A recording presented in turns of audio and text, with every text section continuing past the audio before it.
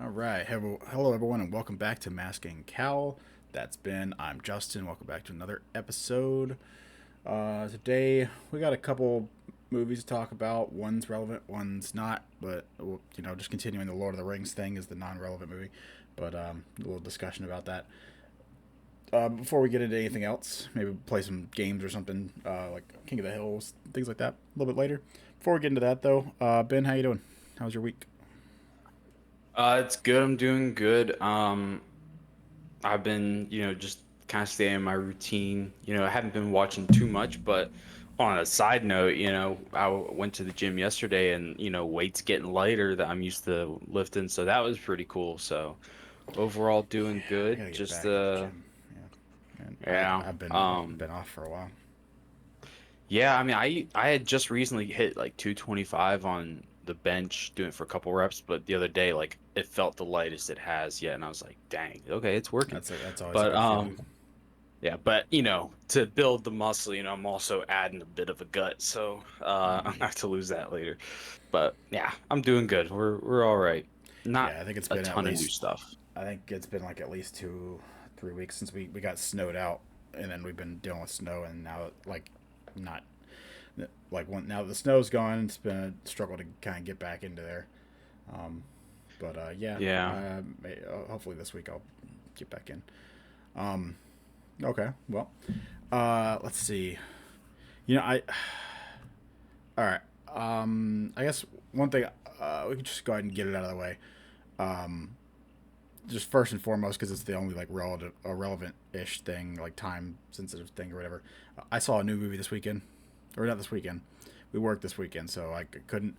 My wife's birthday was this weekend as well, and we had Valentine's Day, but we were Oh, working that's all right. weekend. Yeah. So we wanted to have like a date night, but we were working all weekend, so we decided to do the big date night like last night, and we went out for all you can eat sushi. There's a really nice sushi place. It's about like 30, 45 minutes away. All you can eat. I don't know if you like sushi or not, but man, Yeah. this place is so good. Like, man, mango in sushi is just top I don't tier. like it. Have you had it? Yeah, I'm Man, not a huge mango guy. that's That's why. that's crazy. To me, mango's like one of the best tasting things. But I know. there's so few sushi that I can get because I don't like messing with the flavor profile. But I'm pretty sure I'm allergic to avocado. Because every time I Yeah. eat any type of avocado, it like makes me violently ill.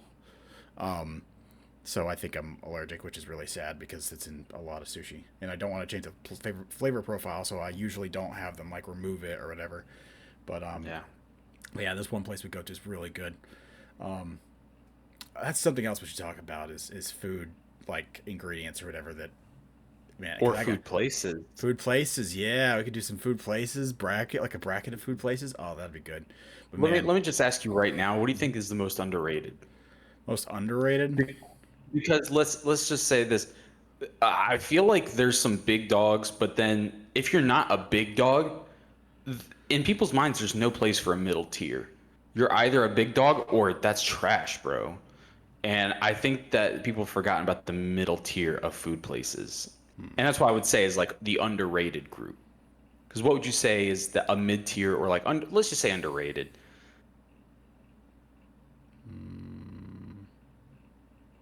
I don't know. I mean, you're kind of right. For me, I don't think of them as far as like when I think of like a mid tier rest like fast food or whatever.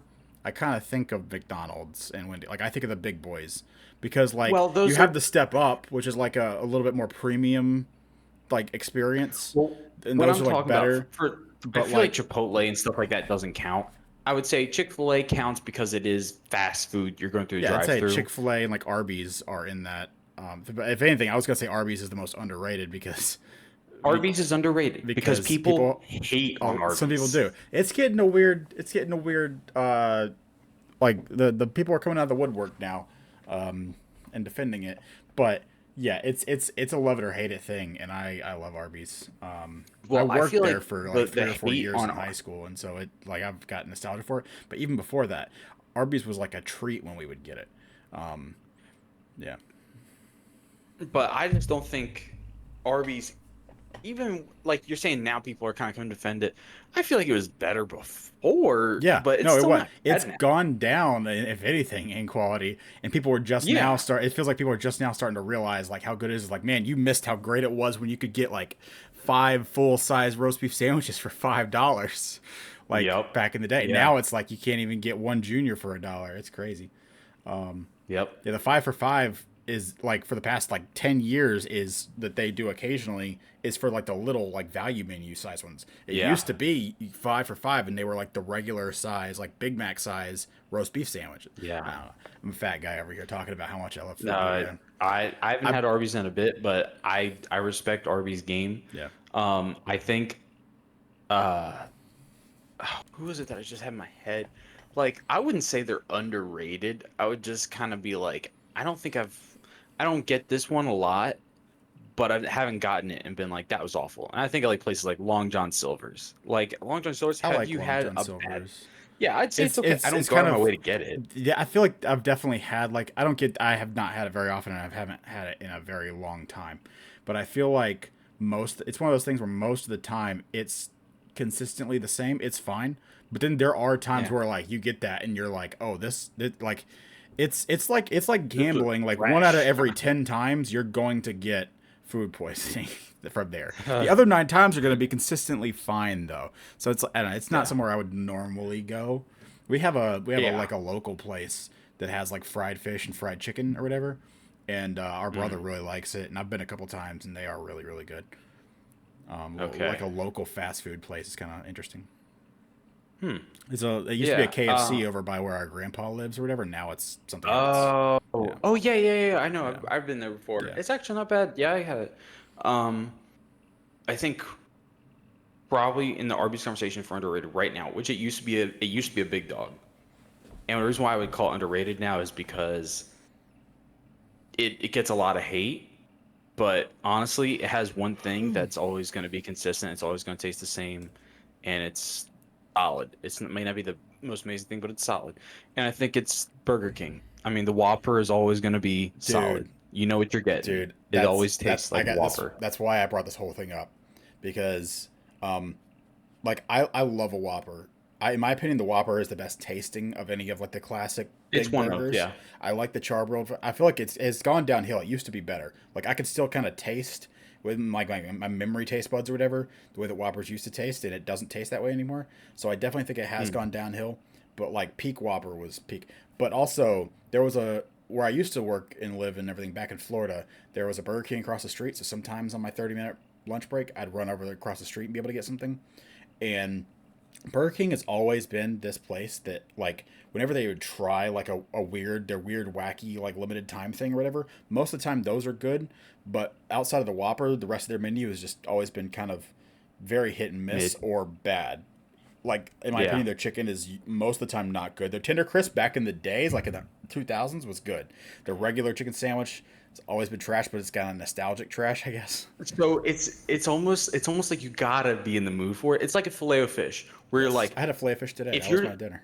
listen, if you want a filet of fish, filet of fish is gonna hit the spot. Yeah, if that's The what you original want. chicken sandwich You know, at is Burger King has that kind of taste. yeah. You're like, this. Yeah. I know what I'm getting.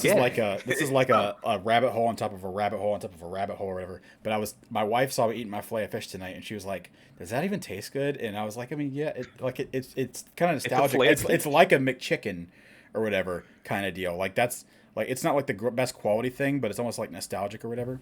But also Yeah. years ago when Cam Newton was still playing for our Panthers, he said that like his tradition every game he would stop on his way home. He would stop at McDonald's and go to the drive-through. Get a filet And of get fish. he would get two double fillet of fish, which was a thing at the time. Dang. It has two fish patties on it. It's like doubled up with the two cheeses and everything. It's basically a double portion in it. But Yeah. you get two of those like every day after a game. That's Um, crazy. and I'm like, man, That's so four now fish patties. now every time those patties are real small though. But every time I eat a fillet of fish, I think of Cam Newton now. Yeah. The But steamed bun is also great. yeah, the bun Like, is good. why Yeah. do they? Use Yeah, I that don't for know why other they don't do stuff. that. I never realized they didn't do that for other stuff, but you're right. Yeah. But no, okay, the Burger King thing. Now, like going back a little bit, the Burger King thing. There was one sandwich that became a staple. I was always disappointed in them because they'd always get something new, but it'd be a limited time thing, and then they'd get rid of it, and I would just not have anything that I really liked from there. And they finally had a sandwich that they made a staple, and I loved this sandwich. And a few years ago, they got rid of it, and I don't know why. I went to order it one time. I think it was after we moved here, and it just wasn't there. They didn't have it. They couldn't make it. They didn't have the ingredients, whatever. But it's not a hard thing. It's like barely different. The rodeo? No, it's not the rodeo. But I just went the other day because I was in the mood for a Whopper, and they have it, and it's back. It's on the official menu, and it's a staple, and I am so happy. I've gotten it twice in the past week because I missed the sandwich so bad, dude. What is it? It's the Texas Double Whopper. It is just a double Whopper, but it adds. I don't think the regular Whopper has mustard, so it adds mustard. It adds bacon, which is always, like a basic fast food burger in my opinion. But it adds jalapenos. And dude, I'm telling you. Yes, I think I have discovered my two favorite things. I've never had them together, but I kind of want to try them together. My two favorite, like slightly unusual, like it's not a big, super unusual thing, but like it's a little bit more. It's kind of more like a genre topping or whatever. It's not it's not your like textbook thing, but it's a good thing. But my two, by far the two biggest things that really elevate a burger for me are jalapenos and pineapple. That's crazy. No, dude, I don't like pineapple on pizza, but pineapple on a burger is.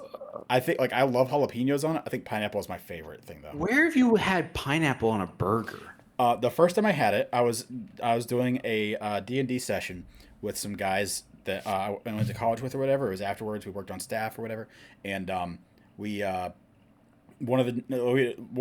every time we would have a session or whatever, one of the guys would be like, all right, this is my turn to make dinner. Like one guy always made spaghetti, and it was like super spicy spaghetti. It was like way too spicy for me, but I would just drench it in he would have spaghetti and sour cream. But there was one guy who's like, all right, I'm making burgers, and the guy who made the spicy spaghetti also was like, hey, is anyone bringing this, that, or the other thing? And then he mentioned pineapple, and everyone's like, no one's. Why would they bring pineapple? So he brought just a can of pineapple slices, right? And he had like, anyone can have these if they want them or whatever. And so I tried one of my burgers. I was like, you know what, sure, because we all had like 2 or 3 burgers, a bunch of guys doing whatever. And I tried one, and I was like, wow, that was really good. And ever since then, whenever we grill out on our Blackstone and everything like that, we get a can of those, and I'll grill them on the grill too, just to kind of like I don't know what that does. But I don't think it does anything. It gives them a little bit of char. I don't know. But it caramelizes maybe a little bit. I think it does a little bit to the edge, to the surface of it, I guess, instead of it just being like wet and cold and slimy. It's just it's a good little package. But man, pineapple, like a slice of pineapple on a burger is literally just peak. But you put it on there. You don't put it on there by itself, or like you make like a normal burger, like lettuce, tomato, onions, ketchup, mustard, mayonnaise, all that stuff, and then just a slice of pineapple, like you would a slice of tomato. And I was following you until you said like lettuce, tomato, ketchup, mustard, and I'm like, I'm not adding those. You need it. It's good. No. But also, I will say this is not an unusual thing. Like Red Robin. Have you ever had Red Robin? Yeah. They have they have a staple burger that's always on their menu. They've had it for longer than I've ever. What is it? A Hawaiian burger? It's called the Bonsai Burger. It's like teriyaki sauce and pineapple on it, and like it kind of works. But that's what I get most of the time when I go there. Just because I don't get burgers with pineapple on it very often. But those two things, and now that I'm thinking about it, I feel like those would go great together. Like pineapple and jalapenos on them. Jalapenos. Man. It's possible. I like... Mine is... Yeah. Yours is what? I think my palate is, I think, much more tame than yours. Like my hot take for burger toppings is not even a hot take because a lot of burgers have it. I find myself every time I have this topping, I'm like, I think I always like my burger better with this, but I can't depart from the classic ketchup and mustard. But my burgers, I feel like I always enjoy a burger that has barbecue sauce on it more than I do ketchup and mustard. But I can never, whenever I'm cooking out, I'm never going to choose barbecue sauce on my burger. I'm always going to choose ketchup and mustard. That would probably also go good with the pineapple, to be honest. But I don't like barbecue. Like you don't like barbecue sauce. Yeah, that's why I was like, he doesn't like the rodeo. It wouldn't be the rodeo. The rodeo is fine. I actually got like a mini rodeo burger the other day or whatever. Yeah. because I got the Whopper I was talking about on my way to work, and I needed something that would reheat well, so I could heat up for like lunch on my lunch break or whatever. And if there's nothing fresh on it or whatever, it reheats well in my opinion. So the rodeo burger or the mini one worked. The new one I would get, except it has mushrooms, and I don't really care for mushrooms. I don't like mushrooms. But it has the onion rings, which I like. It looks like it has like a zesty sauce, which I like, and some barbecue sauce, which, like, I've gotten to where like I can tolerate barbecue sauce, or like I don't notice it if I'm eating I it. love it. But yeah, It's I don't like it. amazing. I'm not a big sweet guy, but then I like pineapple, so I don't know. But It's whack. anyway, yeah, those are my two. Anyway, The whole thing, that was a I forget tangent. how we even got on this tangent in the first place, but We that were was the talking whole about thing I was underrated gonna. foods. Yeah, that was the whole thing I was gonna talk about was jalapenos on a burger are fantastic, and also pineapple. I haven't had pineapple on a burger in a while though. Man.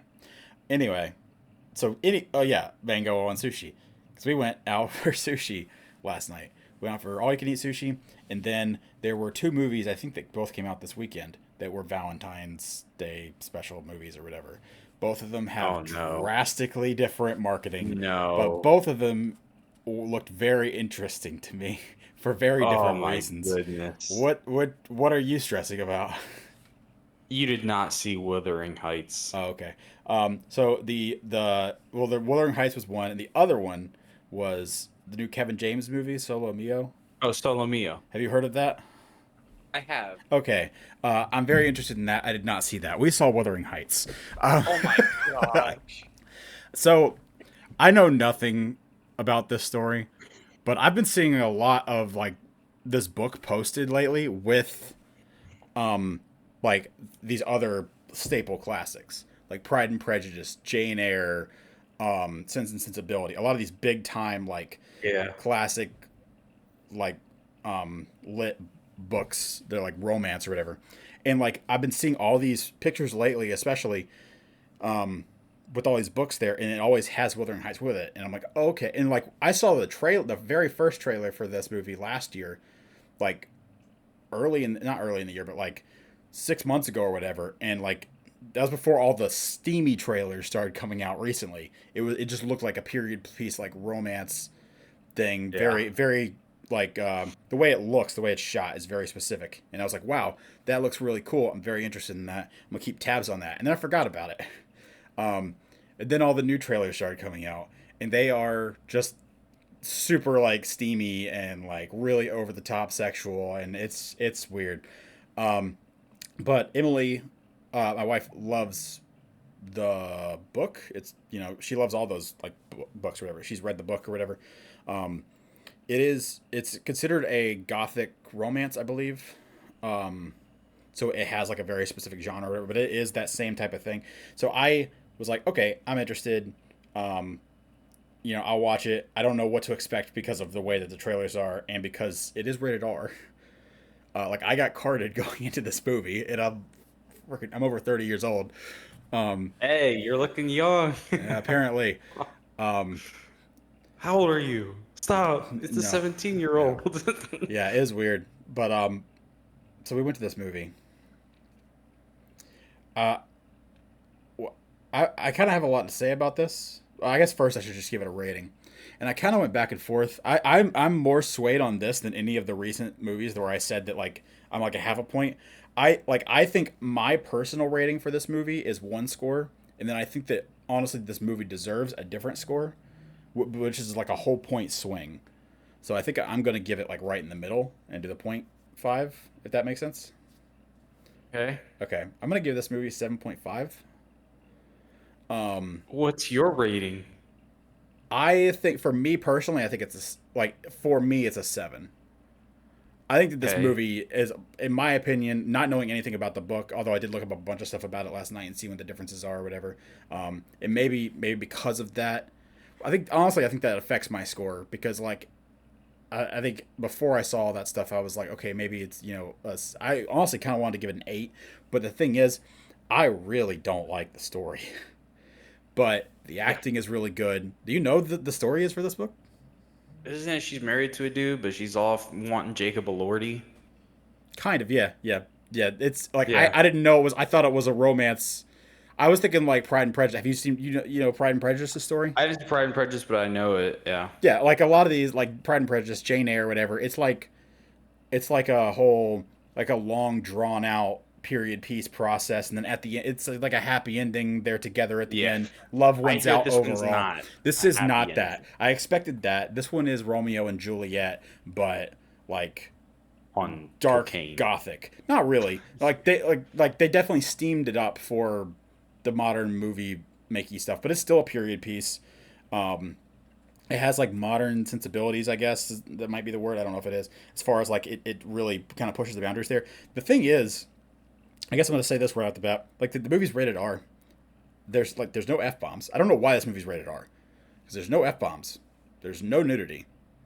Like nothing at all.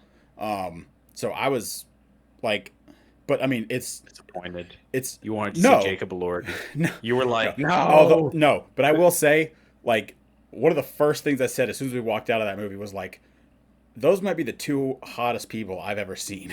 Like, I'm very, I'm lower. I'm not very, but I'm lower on Margot Robbie. I like her more as an actress. I don't like, like, she's very attractive, but I don't know. She's not like someone that I've always thought was like, oh man, that's like the cream of the crop right there. It's just not. She's just not really my type.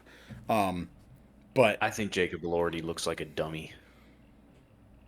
my wife, like My wife. during the movie, like when I said that, she was like, yes, like oh my gosh, they're like both like gorgeous or whatever, all this stuff. Which is like that's a super good looking man or whatever. And then she like looked up a picture of who he was or whatever in real life. She's like, oh no, why does he look like that in real life? Why is he so ugly? Yeah. I was like, okay, whatever. But I don't know. Like the thing about this, the acting is very good. Like the story, like this story is like a tragedy. It's not a romance. I mean, it's like a romantic tragedy, I guess. The gothic aspect of it, like as far as like not like the girls who are like pasty and wear black all the time. It's not that kind of gothic. It's like the gothic like Gargoyles. kind of, but no. It's like Like Celtic Dracula. almost. I feel like it feels like it takes place in like England or Scotland. I don't know. I'm very ignorant of it. Nosferatu. No, but it's it's very artsy. This is one of the most gorgeous movies I've ever seen. Um, Mm.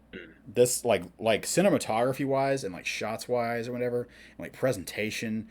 There's so many like absolutely gorgeous scenes. I love the way they do so much in this movie.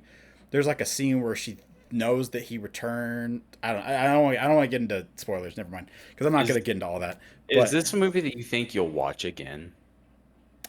probably at some point because I feel like my wife really liked it because she likes My the book. wife.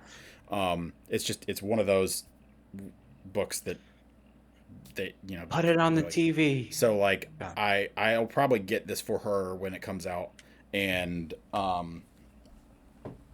and so at some point she'll probably be watching it and I'll see it again. Um, but like man, this is one of the best looking movies I've ever seen. Like the cinematography, like I like the vibe of every like location, every shot. Is Um, there anyone else of note in it besides the two main people? man, I don't know. Like I didn't recognize everyone, but like everyone when they're kind of dolled up like that don't really like they don't look like themselves to me. Like I kept forgetting this was Margot Robbie. I have no idea who Jacob Elordi is before this movie. Um, He's Frankenstein. I just yeah, but I haven't seen that yet.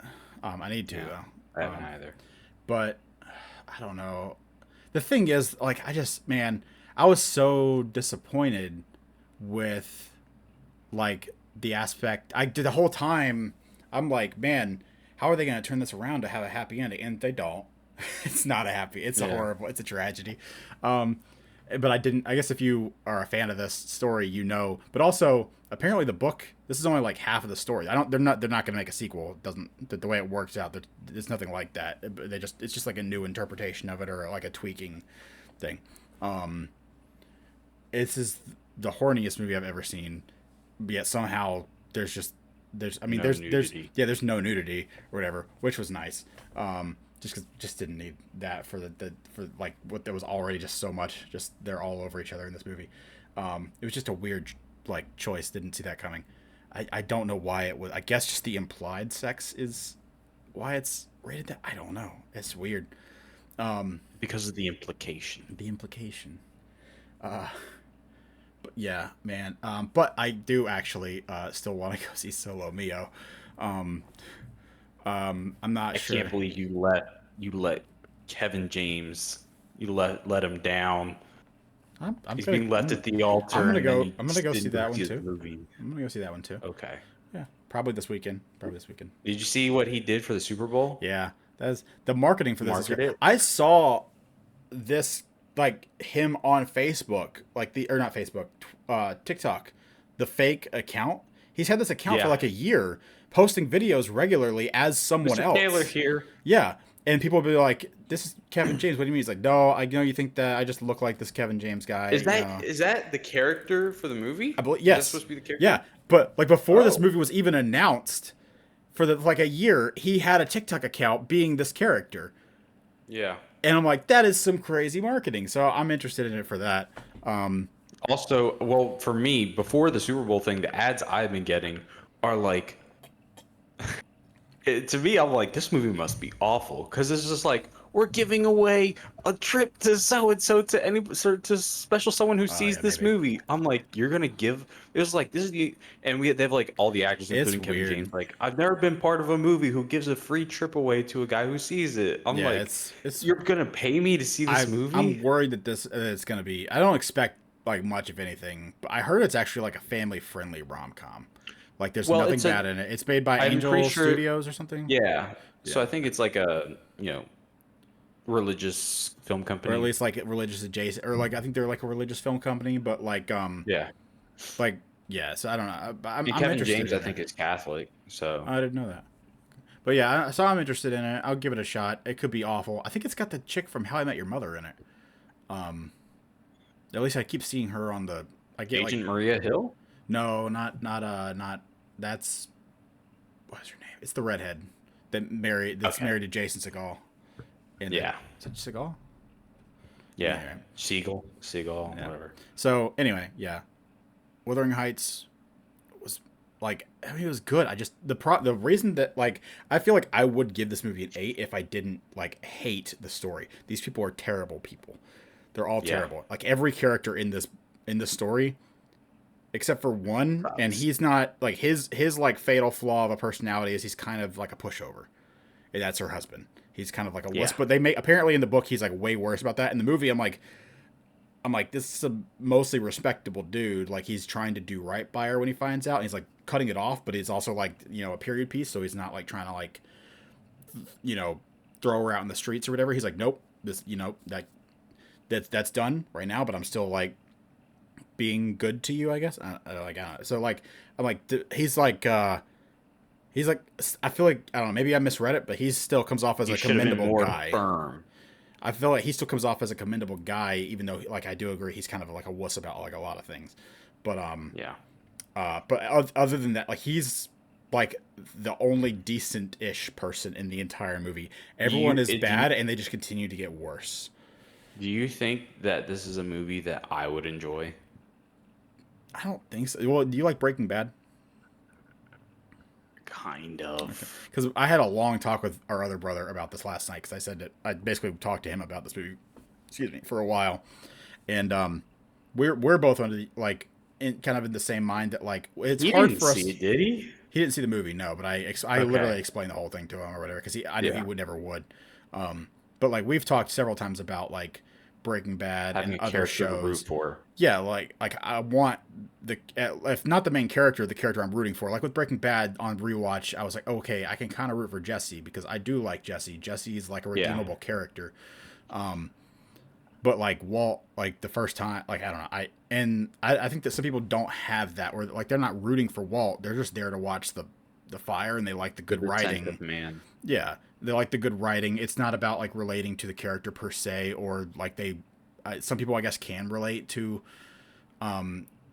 like those type of characters or whatever. And I don't know if that's necessarily a good thing. I mean, I'm not saying that I'm a great person by any means, but like Yeah, I don't wanna I don't want to they purposefully relate to a character.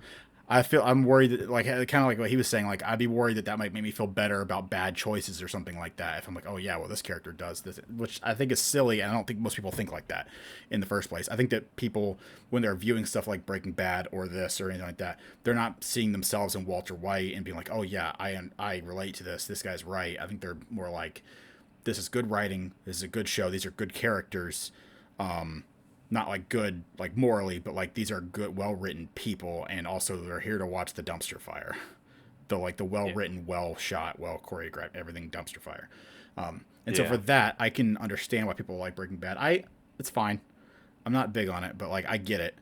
And to me, it's this one of is those like shows that. where I can say it's probably a 9, and if it was a character that I loved, it would probably be a 10. But the thing is, because of the nature of the show, it doesn't matter how good it's written or whatever, the nature of the character and the show, I don't think I'm ever going to give a show like that a 10 based on my personal enjoyment of it. I'm watching it and I'm like, oh, this is stressing me Yeah, out. And that's what also I noticed is a lot of people love shows that stress them out. I do. I mean, I like shows that get me like on the edge of my seat and stuff like that. I Same with think movies and people whatnot. love shows that make them feel bad after they watch it. Because Breaking Bad was one where you just feel awful about what just happened. Yeah, I think Game all of the Thrones time is though. another one. Yeah, Game of Thrones is another one where you feel bad after what Kind you of. just watched. Yeah, I could definitely see that for sure. For me, I do think Ozark. the reason that Game of Thrones resonates with me is like what we talk about with Final or not Final Fantasy, Lord of the Rings, where like I love fantasy, I love the like medieval like setting and genre and everything like that. And then like when you took that, like you just have all these horrible, somewhat realistic people making all these horrible decisions, but they're all like really smart and like manipulate. I don't know. There's something about that at least the first time through watching it was just super intriguing. It does get a little old eventually though, even as someone who likes Game of Thrones. Like I don't know, the first like 4 seasons of that show were just great though. But I don't know. Anyway, That's nice I stuff. would say good choice. Um, I like I wouldn't recommend this to you. Like I would say that if people like these kind of stories, and they know that, especially if you already know, like some people who really like the book, like my wife really likes the book, but she likes all those types of books. Um, Did you watch Nosferatu? yeah, the one from the other year, a few years ago. Yeah. Yeah. Yeah, So that one I think is also kind of like it feels awful, but you can understand why somebody might say like, "Oh, it's a great movie." I'm trying to remember how that one ends. Does she Literally. does she survive at the end of that? No, she's dead. Okay. Oh yeah, because yeah.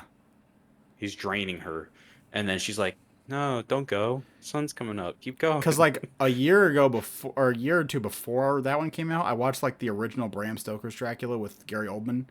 That movie is Oh, terrible. I you hate said that that's movie. awful. Yeah, I don't like that movie. But that's essentially the same thing, and she also dies in that one, I think, or whatever. So like, I was trying to make sure I wasn't getting too mixed up. But Yeah. I would honestly like, Nosferatu is way more artsy with a Robert Edgar's Robert or Roger. Yeah, I think it's Robert Eggers. Yeah, with his like art style, the way he does things or whatever, which I can appreciate in a lot of his movies anyway. That aspect of it. But I would say it's like way more like artsy ish in that respect than this, but like not like I would say this is like an 8 or a 9 on like the artsy scale, and that's like an 11 or 12. It like broke the scale. Like that's like as good as artsy as you can really get while still maintaining like an actual plot in a movie, in my opinion. Yeah. I would say to me like the stories are about equal. Like I would say that it's comparable to that anyway. Like I would say Okay. that like I like when the good guy wins. I like when there's a happy ending. Whatever, blah blah blah. It doesn't always have to be that way, but like especially with those with like fantasy type of things, the setting or whatever. I don't like. I guess I'm not a big fan of tragedies and whatnot in general, but it's not just that. But like it's not just how it ends, but like how the actual like what the actual plot of it is. At least in Nosferatu, they're trying to beat the monster. In this, they are bad people and they're all I very just toxic. And so I I'm think the like, worst like honestly, I think I like this movie a little bit better than Nosferatu, but um, that's because there's just a lot of really awesome stuff in this movie. As far as like I said, this is one of the like I like the way this movie looks way better than Nosferatu, but that's some completely subjective. I don't think it's actually shot better or like more artfully done or anything like that. I just it resonates with me. Certain The shots are colors. the colors, the settings, the shots or whatever. They're just like that for me was definitely the takeaway. Like this movie is like a visual feast. Like for me, it's I did not think I would be talking about Wuthering Heights on this podcast. That is wow. crazy. I mean, you got to talk about That is you got to talk crazy. about the relevant stuff, you know. Oh, I guess so. Well, next week we'll talk about Solo Mio, and we'll wash it out with some Solomio. good There you religious stuff. go. Yeah, I almost Maybe didn't. I'll. I thought about there's some stuff we've talked about off camera that like at least that I've watched. I don't know, but like that. I'm like I don't know if I'm comfortable talking about this on the podcast, and I was close with this. I was like, how do I talk about this? Because the thing is, I don't like the subject matter. I don't like the story. Yeah. But I'm I'm like, kind of immediately out when I saw the story. Like, there's yeah. just the trailers. I'm like, I'm out. I'm I like, I thought can't. I didn't know it was about any of that. I was like, man, I Yeah. expected it to be a love story about like this like rough like stable hand or whatever who like runs away and then comes back and he's all like rich and comes back into her life or whatever and sweeps her off her feet and whatnot. And it's not that. It's that, but it's like the darkest version of that it could be. And I'm Yeah. like, man. But like I don't know. It's there's a lot plot wise and that I don't like, but the acting is great. The movie is absolutely gorgeous, and it's like the stuff I don't like is like subjective. Like I don't like this in stories. I don't like these type of stuff. So that's why I'm like, for me, there's a ton of good in this though. So I still have to give it like a 7.5. And I'm like, if that stuff could resonate better with me, or if I didn't really dislike it or whatever, then I could see it being higher for sure. But on the flip side, I'm sure there's plenty of people who read the book because this changes a lot of stuff and absolutely are going to hate this movie. So I don't know. It's not like it's going to be like a super purist like thing or whatever, like the other movie I'm getting ready to talk about. But yeah, I don't know. It's I'm mixed on it. I had a good time though.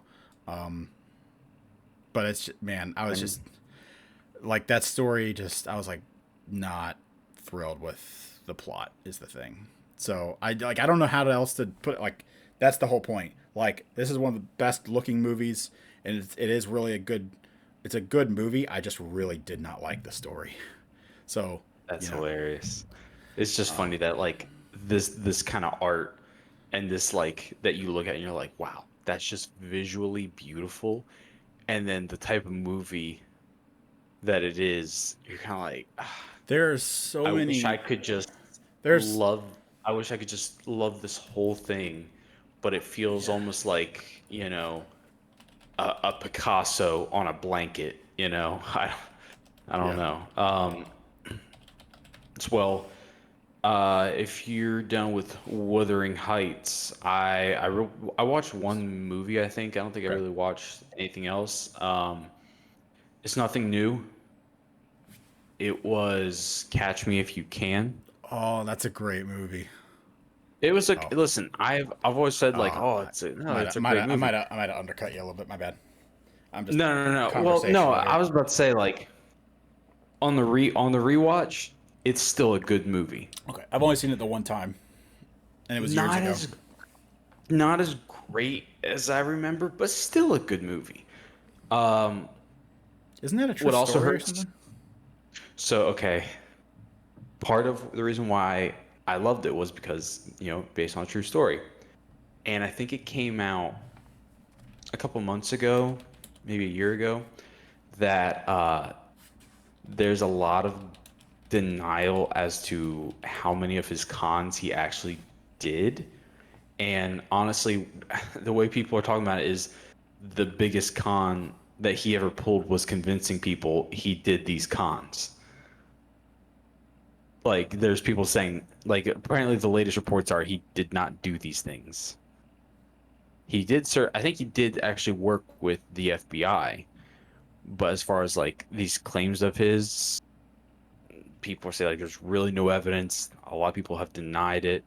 So, What you know, about? Do you know specifically if the bar? Because like the cons were cool, but I the don't care about bar. that. How'd you pass the bar, Frank?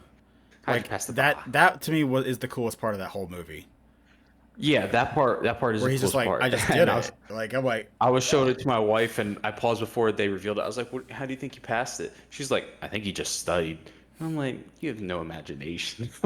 Like, it was just, I studied for 2 weeks and passed. And I'm like, it's crazy. Um, no, Tom Hanks with a Boston accent is just so funny to me. yeah.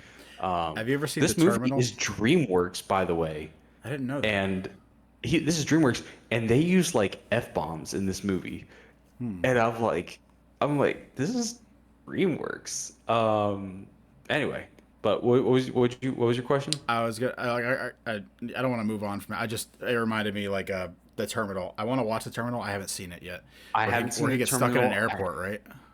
Yeah, I do want to watch that. I have not seen that Yeah, I one. haven't either.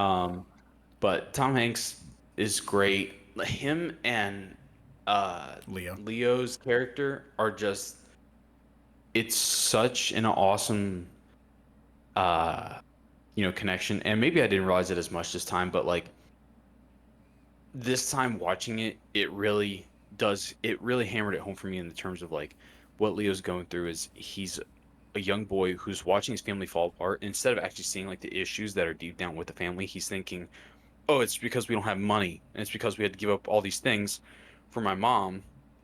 My mom was upset that we lost all these things. If I just get all the money back, we'll all be together and be a happy family and all that stuff." And there's no there was never gonna be anything. And his father like kind of wanted to live through his son in terms of like go do something fun. Don't quit. Like he literally told him, "Don't quit."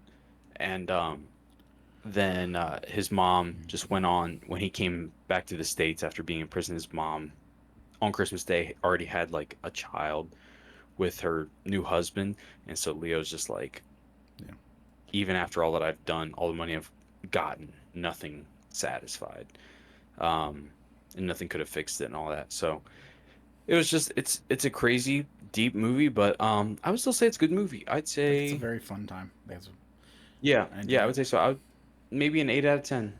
I was thinking about rewatching it actually recently. I was, what got me something got me thinking about like, because my wife's studying for to be a doctor and all that, and then so I remembered the scene where he becomes like the head of the ER, um, I forgot he and I did was that. just like, oh, I haven't shown her that, so we watched that. Hmm. But yeah, it's a good movie. Yeah. Anyway, so now you got Lord of the Rings, Yeah. last I one, finished. Return of I the King. read the over the weekend during work. I listened to the audiobook for The Return of the King by Andy Serkis, or narrated by Andy Yeah, Serkis again. Um, he's phenomenal in these audiobooks. By the way, he's so good. Um, let's see. I also like once I finished that, I started up The Hobbit because it is um like half the length of one of those books, so I should be able to finish it really quickly. And then I'm gonna start those movies after I finish The Hobbit, and then kind of see how I feel about them or whatever. There is something that I want to say about J.R.R. Tolkien that's gonna be a big hot take, but I'm gonna wait until after The Hobbit because The Hobbit could change my opinion on it because you're gonna say he's it overrated. could be oh I mean I like that's a hot take, but that's not like I haven't like said that yet, or I haven't. It's You've not. kind of already voiced Yeah, that. yeah. This is something that like this is I think a little bit more inflammatory in my opinion. Um, Jeez. this is, uh, but I need to give it like the whole point of me reading these books and giving it the real like the best try I could was to give it To connect to with give the it the best movies. try I could, and um, I do think that the books and the movies both elevate each other. It gives you a much better understanding of what's happening because even now, watching the movies, If I didn't have all of the filler stuff in between everything and the explanation that everyone like takes 40 years to give for every little thing in the book, I wouldn't understand what's going. I think that was my biggest problem with the movies growing up. Or was it just seems like it was like, all right, here's a scene where here doing this, here's a scene where here doing this, here's a scene where here doing this, and it's um just it's set piece after set piece after set piece, like cool thing after cool thing after cool thing. But I'm like, I feel like a lot of the stuff just doesn't like actually we don't know why all the, like the stuff doesn't feel natural, a natural progression, I guess. In the books it does, and after you understand it from the books it does. So maybe I'm just stupid. That's a completely subjective thing or whatever, or it might just be me interpreting it as stupid. Like for me it didn't spell it out clear enough growing up the other times I tried to watch this. So now I know the story, the entire story of Lord of the Rings. I don't know all the background and all the history of Middle Earth and all that and all the lore and stuff. I am very interested in that. So I think that's very interesting. And I love lore. Big Souls, Dark Souls, and Bloodborne and Elden Ring fan. In my opinion, Miyazaki is the GOAT when it comes to lore. I love lore and all that kind of stuff and world building and all that. I just anyway. So I finished Return of the King. And definitely better than Two Towers. I think Two Towers is by far my least favorite movie and book. Man, I think after I finished the book, I still thought I still think Fellowship is my favorite book. I really liked Fellowship. I like the whole getting the gang together. I like that we get Gimli and Legolas and everyone's together. It's almost like kind of a bright, cheery. It's like the start of the adventure. It's about like the party system ish. You're establishing the party or whatever, and then kind of like I said, as soon as at the end of Fellowship, the party breaks apart and goes off or whatever, and then for the rest of the other two books, they just kind of keep splintering and splitting up farther and farther. I don't like in both books how Gimli and Legolas are barely characters. It's kind of the same way in the movies, to be honest. So like I'm everything I'm talking about is actually applies to both, but like Legolas and Gimli, like the party is not developed at all in the Lord of the Rings story. Frodo is probably the least. Well, not the least. I'd say Legolas and Gimli are like the people who have the least development. They have a little bit, but they have the least like attention given to them. They are what they are at the beginning when they start out there. And the only thing that changes from like when they're in Rivendell and they become the Fellowship to the end of the book or the end of the series between those two is now they're friends.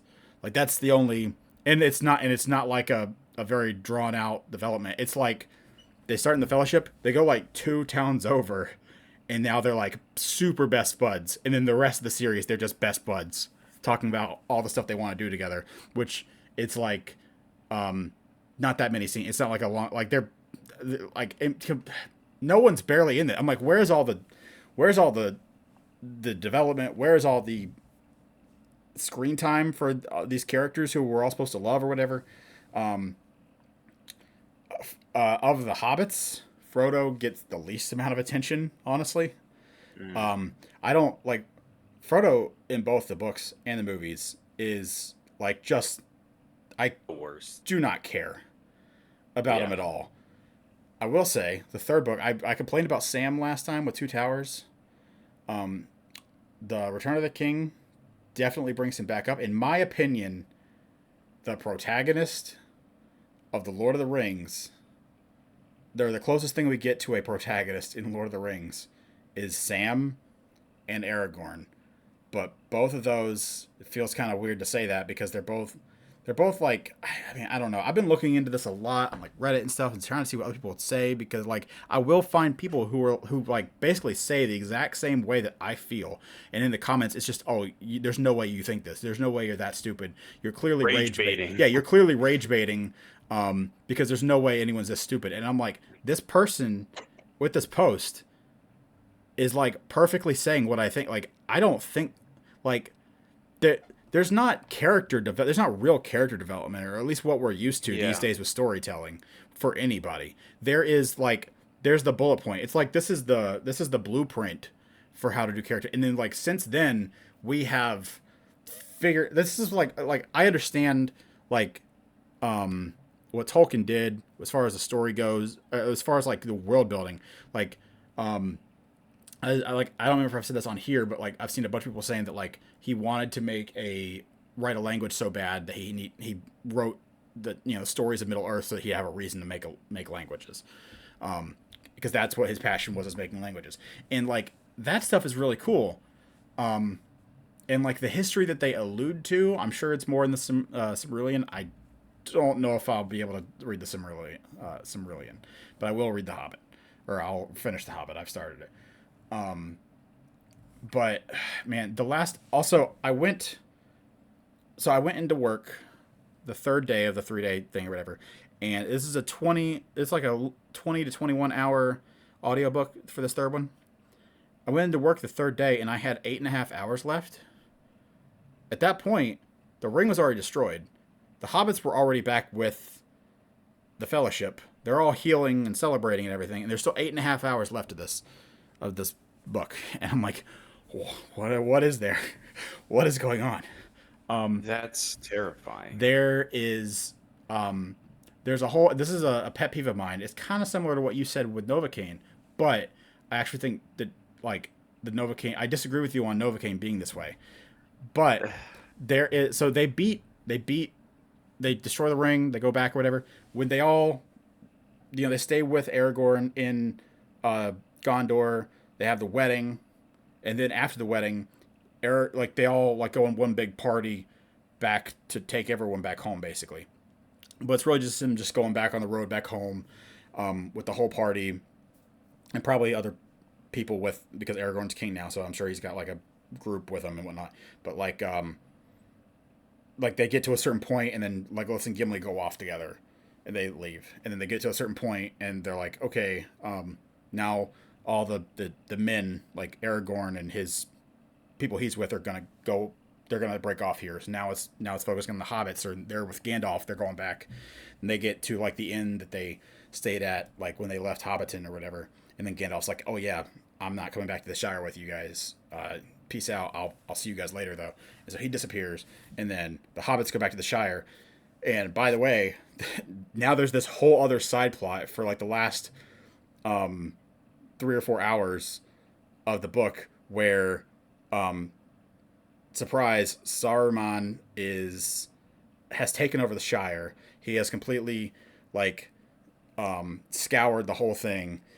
He's got a bunch of like henchmen, like basically all the hobbits are like slaves basically. He has like destroyed all the nature and taken down a lot of the things. There was nothing about this in the movie. This is completely cut out of the movies because, and I looked it up because Peter Jackson was like, What? I feel like this would detract from the overall art, like we beat the whole core story. What was your face when you first heard, like, you're listening to your work and you're listening to the audiobook? Well, no, I And you're texted like, when I got to work or whatever. I texted my friends who are like big Lord of the Rings fan, and I'm like, the ring's destroyed. They're celebrating. Why do I still have 8.5 hours of this book left?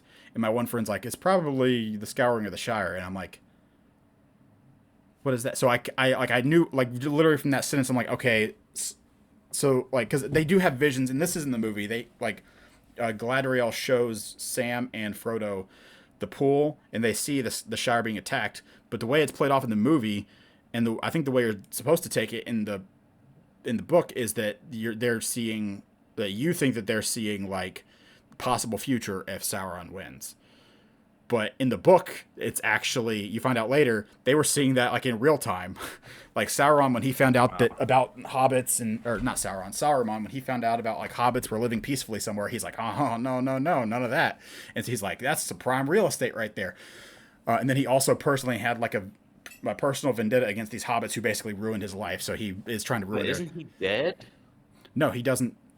No, like, in the movie, like they confront him on the tower, and his little crony dude like stabs him, and then the crony dude gets shot or whatever. In the book, he's just stuck in that tower, and the tree guy, is just like holding him there hostage or whatever. And then like after, eventually, they meet up with Treebeard, and he's like, "Oh yeah, that guy was so sad and depressed, and dumb now and like useless. He wasn't a danger to anybody, so we just like let him go. And Gandalf's like, I wouldn't have done that. I wouldn't have done that. Okay. And so they get back, and so like the hobbits go on this little mini not adventure, but this little mini quest to like march their way, because now they're like storied heroes that like none of these hobbits know about, but like they have the confidence or whatever in themselves. So now these four hobbits are acting like total bosses, which is pretty cool, because they are like Merry and Pippin are just like, there's like full blown like men, like warrior men, that are like working in like the guardhouses or whatever, that are like in charge of this place. And Merry and Pippin just go in and they're like, get out of here. And it's like, I'm not taking this from you. I just freaking saved the world. Like, it's just like, they're like chase them out with like their swords and stuff like that. And they're like, so like these four hobbits are now like no funny business. They just basically take the Shire back like one step at a time, and then they knock out like some groups of people. They rally all the other hobbits to come to their aid. So now they've got like a swarm of hobbits, and they kind of like chase out all the bad like men. And they keep hearing about this big boss dude who's like got this name that they never heard of. I forget what it's like, Snaky or something. I forget, but they keep hearing about this bad boss dude. They get up there and they call him out of his little hut thing or little tower or whatever. And he comes out and it's Saruman, and he's like, yeah, screw you guys. This is your payback for ruining my life or whatever. And they're like, loser, like, what are you doing? Or it's, so, and then like, everyone's like, yeah, kill him, Frodo. And Frodo's like, no. He doesn't forgive him, but he's just like, you're not, killing you will just stoop to your level, or like that kind of thing or whatever.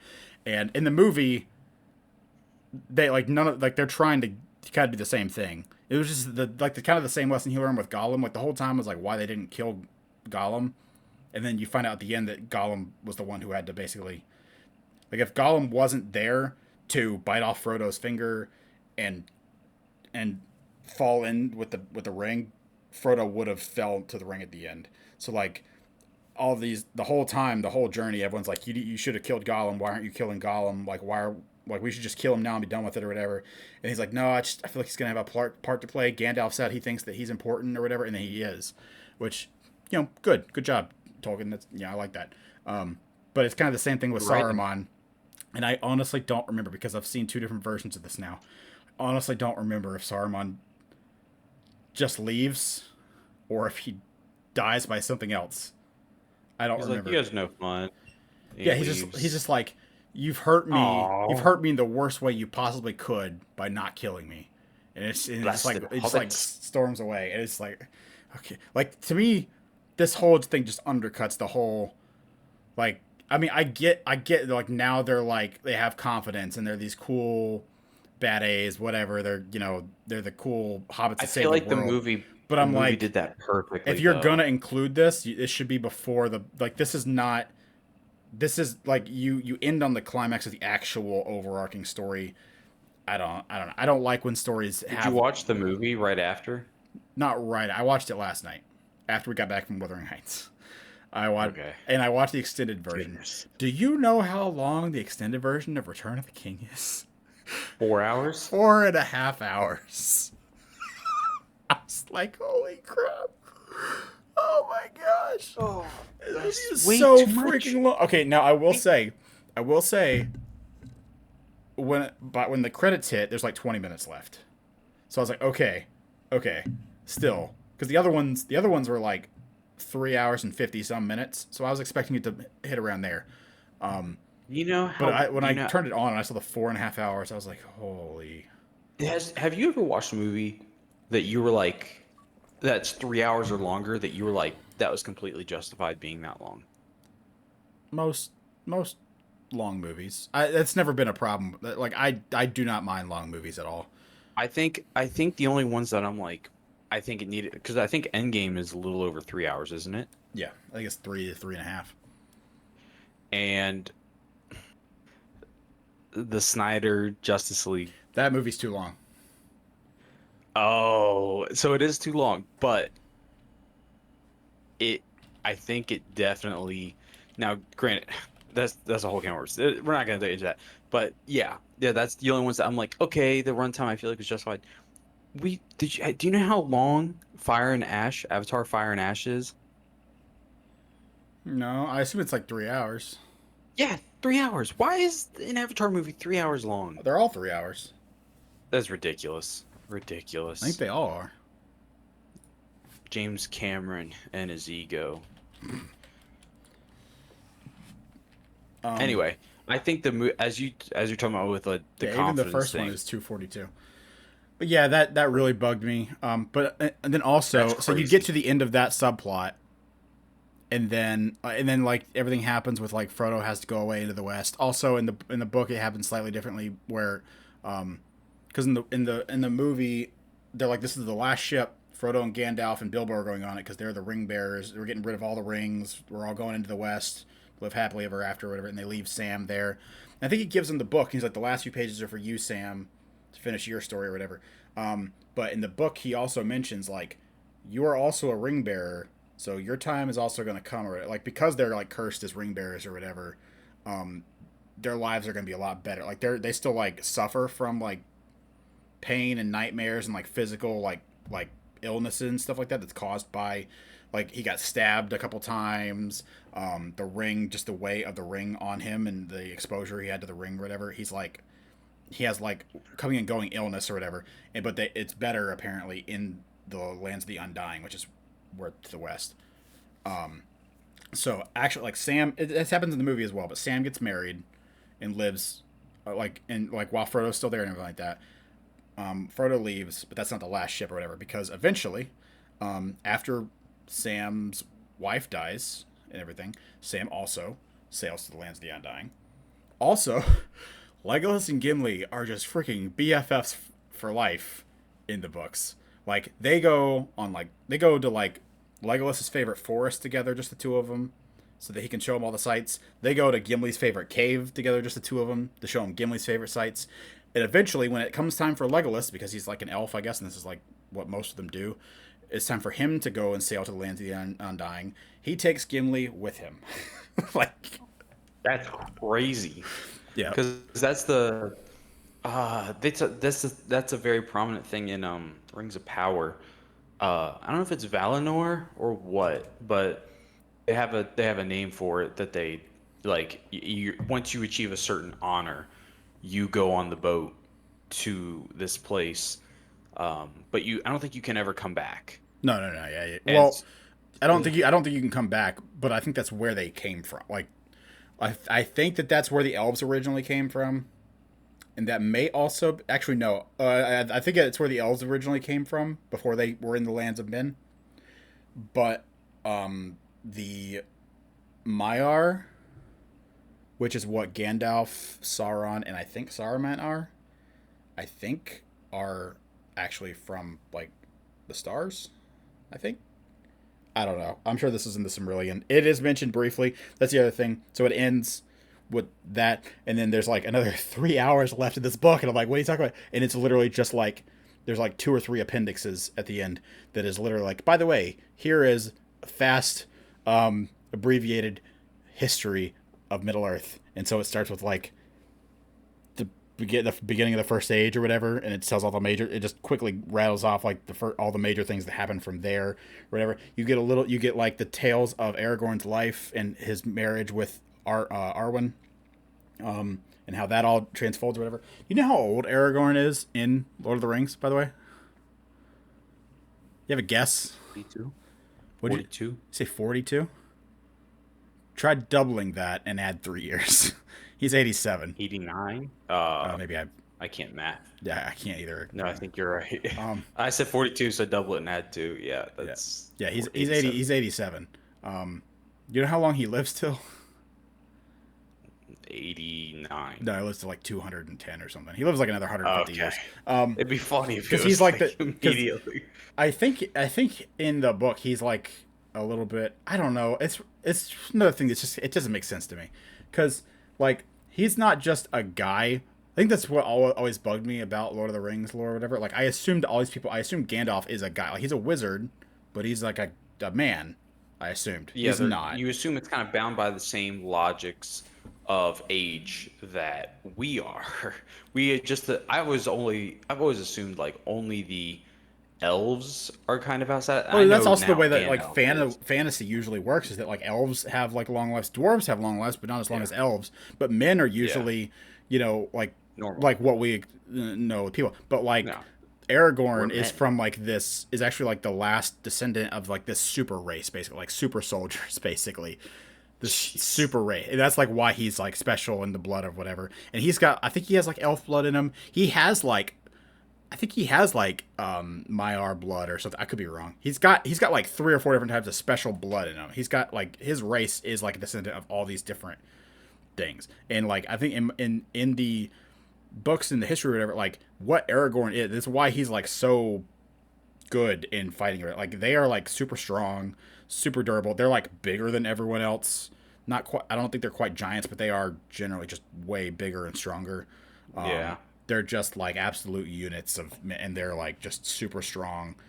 And Yeah. that's why I guess they like because apparently like one of them and one of like the best elves at the time are the people who actually managed to beat Sauron, and they were getting their butts kicked. It was like a lucky shot that they cut the ring off or whatever. Isildur. Yeah, Isildur. Yeah.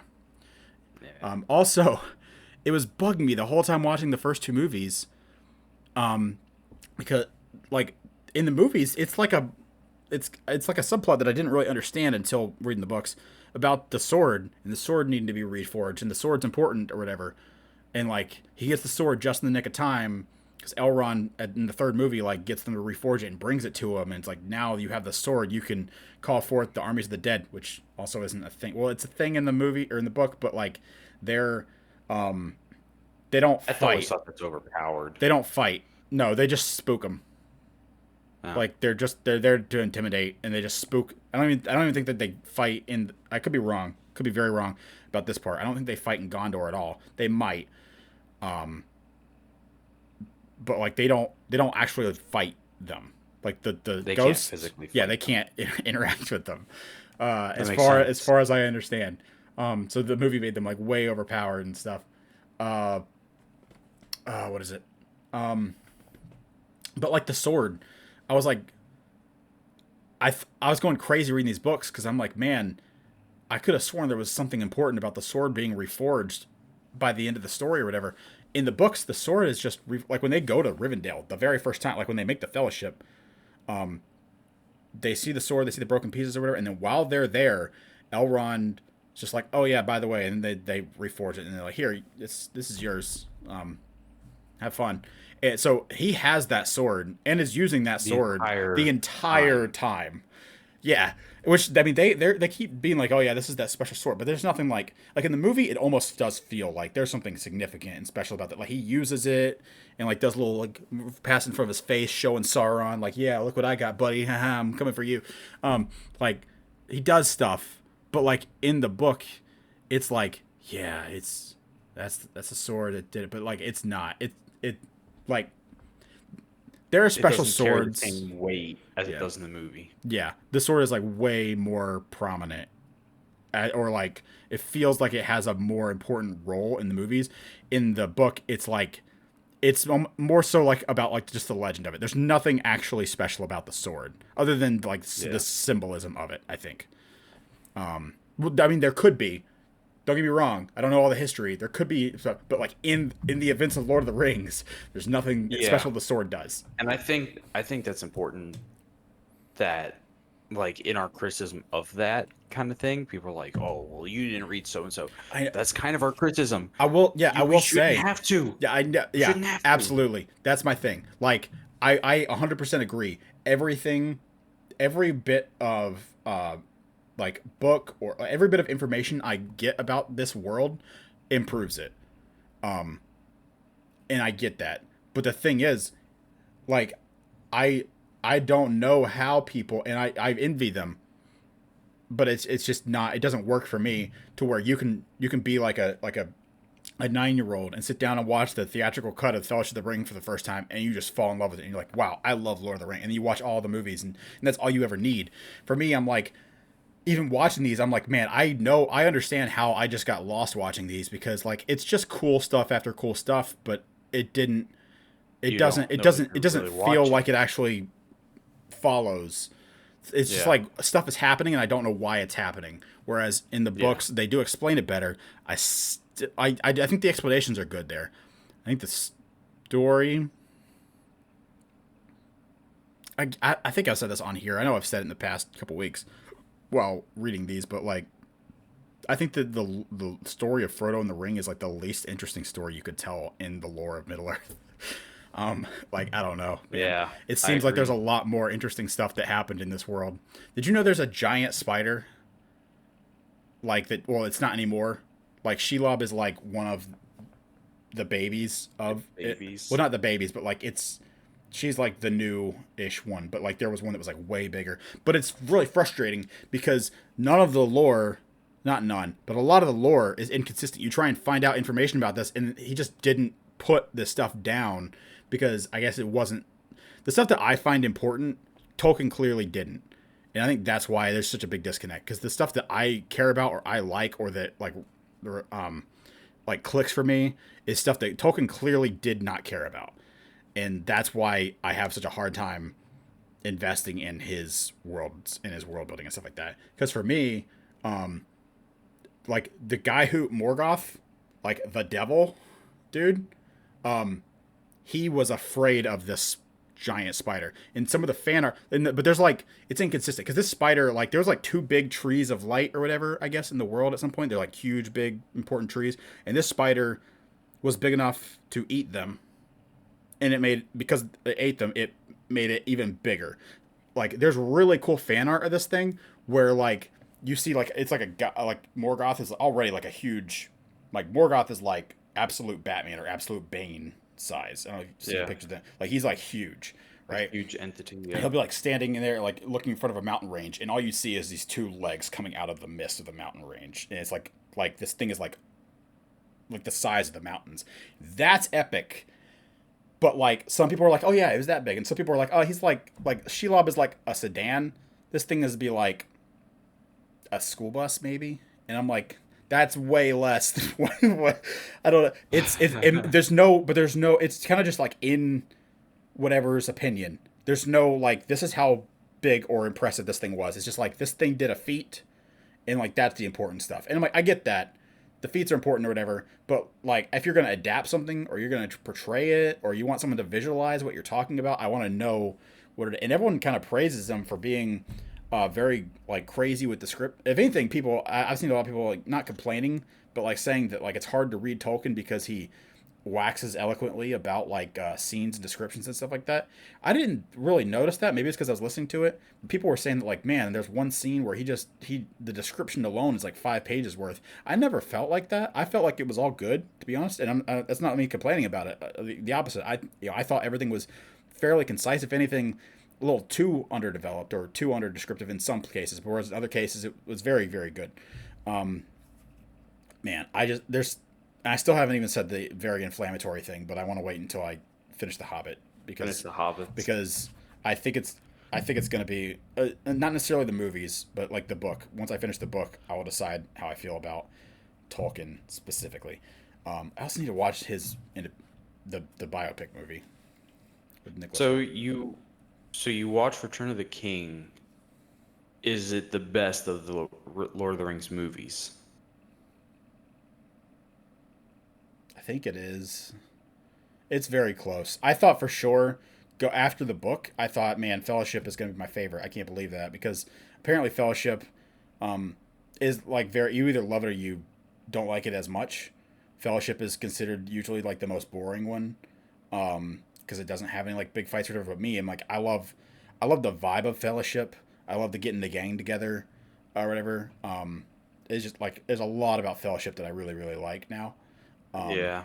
and I did not I kind of disliked Two Towers. There's good stuff in it. Don't get me wrong, but like compared to Fellowship, I thought it was like way not as good. Apparently, this was all one thing written, and then like the publishers made him break it up into 3 books. And so Gee. he doesn't like the apparently he didn't like the titles, but those were ones that they picked for him or something like that. Because the Two Towers doesn't make any sense. First of all, because they're if you know the lore and you're good at understanding and paying attention, which I am not, most people I'm sure know which two towers they are. But there are like 7 different towers mentioned or talked about in the two towers that like various people go to. So it's like, which towers are we talking about?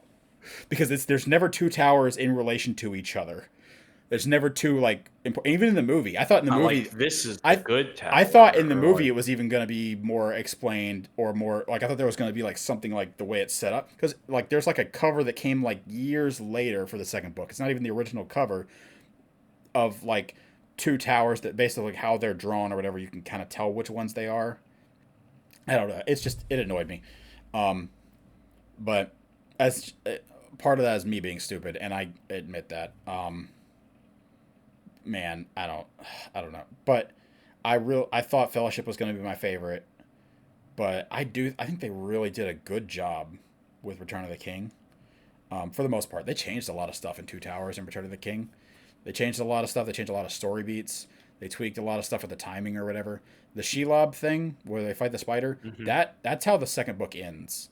Like the second book ends with that big fight, and they take Frodo's body away. So that whole thing, that happens like halfway through the third movie. Um, so like the timelines are really skewed, but like it all happens, so it's fine. Um, there's certain things that I didn't like about the changes they made. And there's certain things that I did. Um, I I I don't know. Like Return of the King is really good. I think that it's a really good adaptation. Two Towers probably. I think Two Towers is also. I just don't like Two Towers very much. Um, I think I like Return of the King the movie more than the book. I guess just because mainly because there's so much extra stuff that I do not care for at the end. I like the appendices. Don't get me wrong. Like the history and stuff. That's a cool little addition. The main thing, the biggest thing I have a problem with in Return of the King is that subplot about the Shire in the end. For me, it's just I don't like when stories do that. shouldn't have it. Like when you if you want to do that because they kind of allude to it earlier in the It story, better be good. work it in earlier, in my opinion, because the ending should be also on this rewatch because I actually like the characters now and I relate to them or whatever. Um, there are 2 scenes in the entirety that actually made me like emotional. The Fellowship of the Ring, when Boromir died, and is like giving his final like saying goodbye to Aragorn and like My how he king. accepts him or whatever. That scene actually really hit me hard on on this watch, and I really liked that. That hit me really good emotionally. Left me on a good point for that movie. I liked it a lot. Nothing like that in Two Towers. And there's a lot of good feel good stuff and emotional stuff in Return of the King, Return of the but King. nothing actually because I don't really care all that much. Nothing hit me hard until and I mean I just to me it's just iconic. It's great. I love the my friends you bow to no one, and Yeah. then they all like it just even just saying it right now I just got goosebumps. Like Yeah. that is the epitome of this series. Like you Whole take it. story. I Yeah. understand. I like. I feel like I understand what the point of the story is. You take this. You take hobbits, and it's this like little inconsequential race of people, and you make a hero out of them that saves the world, and Yeah. like that is awesome. That is epic. I don't really care for hobbits that much, but you gotta respect, the game. Like Yeah. they like for Same. what, like it is not really my like a big thing. I don't like dwarves either, really, but like Gimli's awesome. In the Aragon books, which I do like, dwarves have a lot bigger of a thing. Honestly, like I was very surprised. Like Gimli's the only dwarf in Lord of the Rings. Um, Yeah. uh, Hey, I don't think. Yeah. and elves are They're much barely more in prevalent. elves are barely in uh Lord of the Rings. They're most present in not Rivendell, in Fellowship. They bump into a hmm lot of them, and then there's like a small handful of times, like 3 or 4 times through the course of the rest of the series, where like a small group of them will show up, maybe, or like a handful of them will come to help with this fight or that or whatever. I think in the movie, a group of them come to help at Helm's Deep. I don't think that happens in the books, but I could be wrong. because I was a little bit busy while I was reading these. Um, but like I get the appeal of these. I really do. Honestly, in my opinion, I've definitely improved on my opinion of Lord of the Rings. I get it. I don't get why everyone thinks it's the greatest thing ever. I still don't understand that. For me, the whole package as a whole is a 7. Like books, movies, everything together, like the whole thing is a 7. Like it is good. It is the blueprint ish. Like it's the bare minimum also. Like to me it's like this is not the best, or like this is not the original that also excels. Like this is like, okay, here's a baseline, and to me like there's so much that came afterwards that is like built upon this, and I'm like, I give the props for it being there, and I do like what is there for the most part, but I still think this is like I still definitely think it's overrated, but now I can actually say I do like it, just not nearly as much as everyone else. I'm at the Star Wars level, where like I actually like Star Wars, but I think it's overrated. But the thing with Star Wars is there's bad movies. I don't. You might not like Two Towers. It's not a bad movie. Yeah, well, honestly, I think it's seven. Listen, seven. to me, I was 7 gonna is say good. 8. To me, I was 7 gonna is say good. 8, but you convinced me of a 7.5. But a 7, I think, is too low. Um, but as you mentioned with Return of the King, with like when I was watching them through, uh, the last time I watched them through, it was almost like a chore, honestly, to get through them all because we had watched the Hobbits, and I was just like, all right, let's go to Lord of the Rings now, because she loved, like, my girlfriend, wife at the time, wife, girlfriend at the time, whatever. She loved the Hobbits. She's like, oh, let's watch. I was like, all right, let's watch Lord of the Rings. These were made earlier, all that stuff. Um, and it was just became a chore. But that scene about you bow to no one, I didn't really get emotional for the Boromir part, Dude, but I that part teared I up. did get emotional I for. teared up at that Yeah, point. Like it hit I me was like, immediately. I was I like, went this is from the 0 first to time. 100 emotionally. Yeah. Like And I was like, this is the it, yeah. first time I'm like, let's go. And this is an underrated scene, and it now might be my favorite scene because of like what it means to me. I saw somebody breaking it That's the best down. scene in the movie. Yeah. Well, that one is up Oh, there. yeah, I you're talking think about something now else. my Yeah. favorite, the huh? No, yeah. I'm getting my thoughts I straight. think my favorite scene. I saw somebody breaking it down. I think on Instagram or something like that. Is the scene where they're in the Shire's pub, whatever, all four of them at the table, Afterward, they and get back, yeah, and and they're Sam looking goes, yeah. around, and you know, this whole time they're trying to get back to the way things were before, And they're like, the wow, entire time, this doesn't. Yeah, that's a good and scene. they get there, but like the message that like I get it now is, you know, we're back. Why does it not feel the same? Why This is is things feel different? And it's like, no, everything here is the same. you guys We're are different. different. Yeah.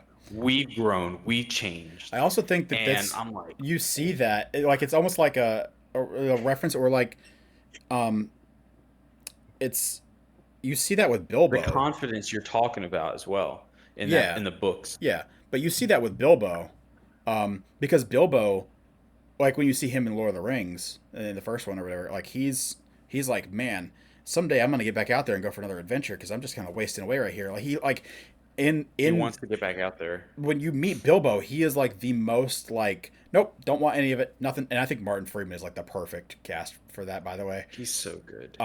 But like he's like, nope, no, thank you, no adventure for me. Bye, you know what? And then like, but by the end of The Hobbit, um, he's like, man, This that's is living. boring. He's like, that's living. I'm not living anymore. I need to get back out there. And you see that same thing with it. I agree. I love that.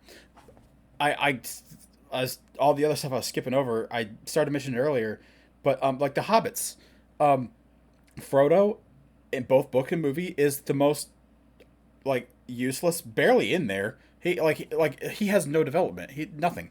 Like he's there to base like Frodo is glorified Carry the story luggage. along. He is glorified Yeah. luggage for Samwise to drag to Mordor. Like Sam has like all like in you barely get any internal dialogue or anything with Frodo in the books. In the movie or in the with Sam you do. Sam is the one who's like you like hear his internal dialogue and like, man, I gotta push through. Mr. Frodo needs me. You know, and then he like the whole scene with like, maybe I can't carry the ring, but I can carry you, and he just he's like fireman carry him. Man, like that's great. Like Sam is back to just being the goat by the end of it. Like I hate how he treats Gollum, but in reality, like that's just like Gollum was already a lost cause. Like I love redemption stories. I would have loved for them to be able to bring Gollum back to the light. That's not what the character calls for. That's not what the story calls for. That's fine. Like Sam can be a bit of a jerk, but who can't? Other than that one character flaw, Sam is just the goat. Merry and Pippin. Also, I remember like watching these before and being like I think that was also the thing. Growing up was like it's about Frodo, and I was like, get back to Frodo. I want to know what's going on with Frodo. Like watching these when I was a kid, and I'm like, where get back to the important stuff or whatever. And like now I had to like this time I had to just realize like, yeah, Frodo is the important thing, which is the big disconnect for me because Frodo's the important thing. We're gonna focus on all this other stuff instead, though.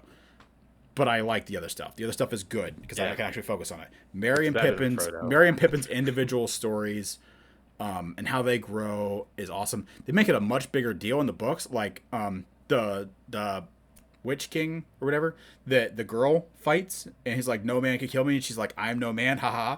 Well, she doesn't even laugh in the movie. She's like, I'm no man. She rips it off and then she stabs him.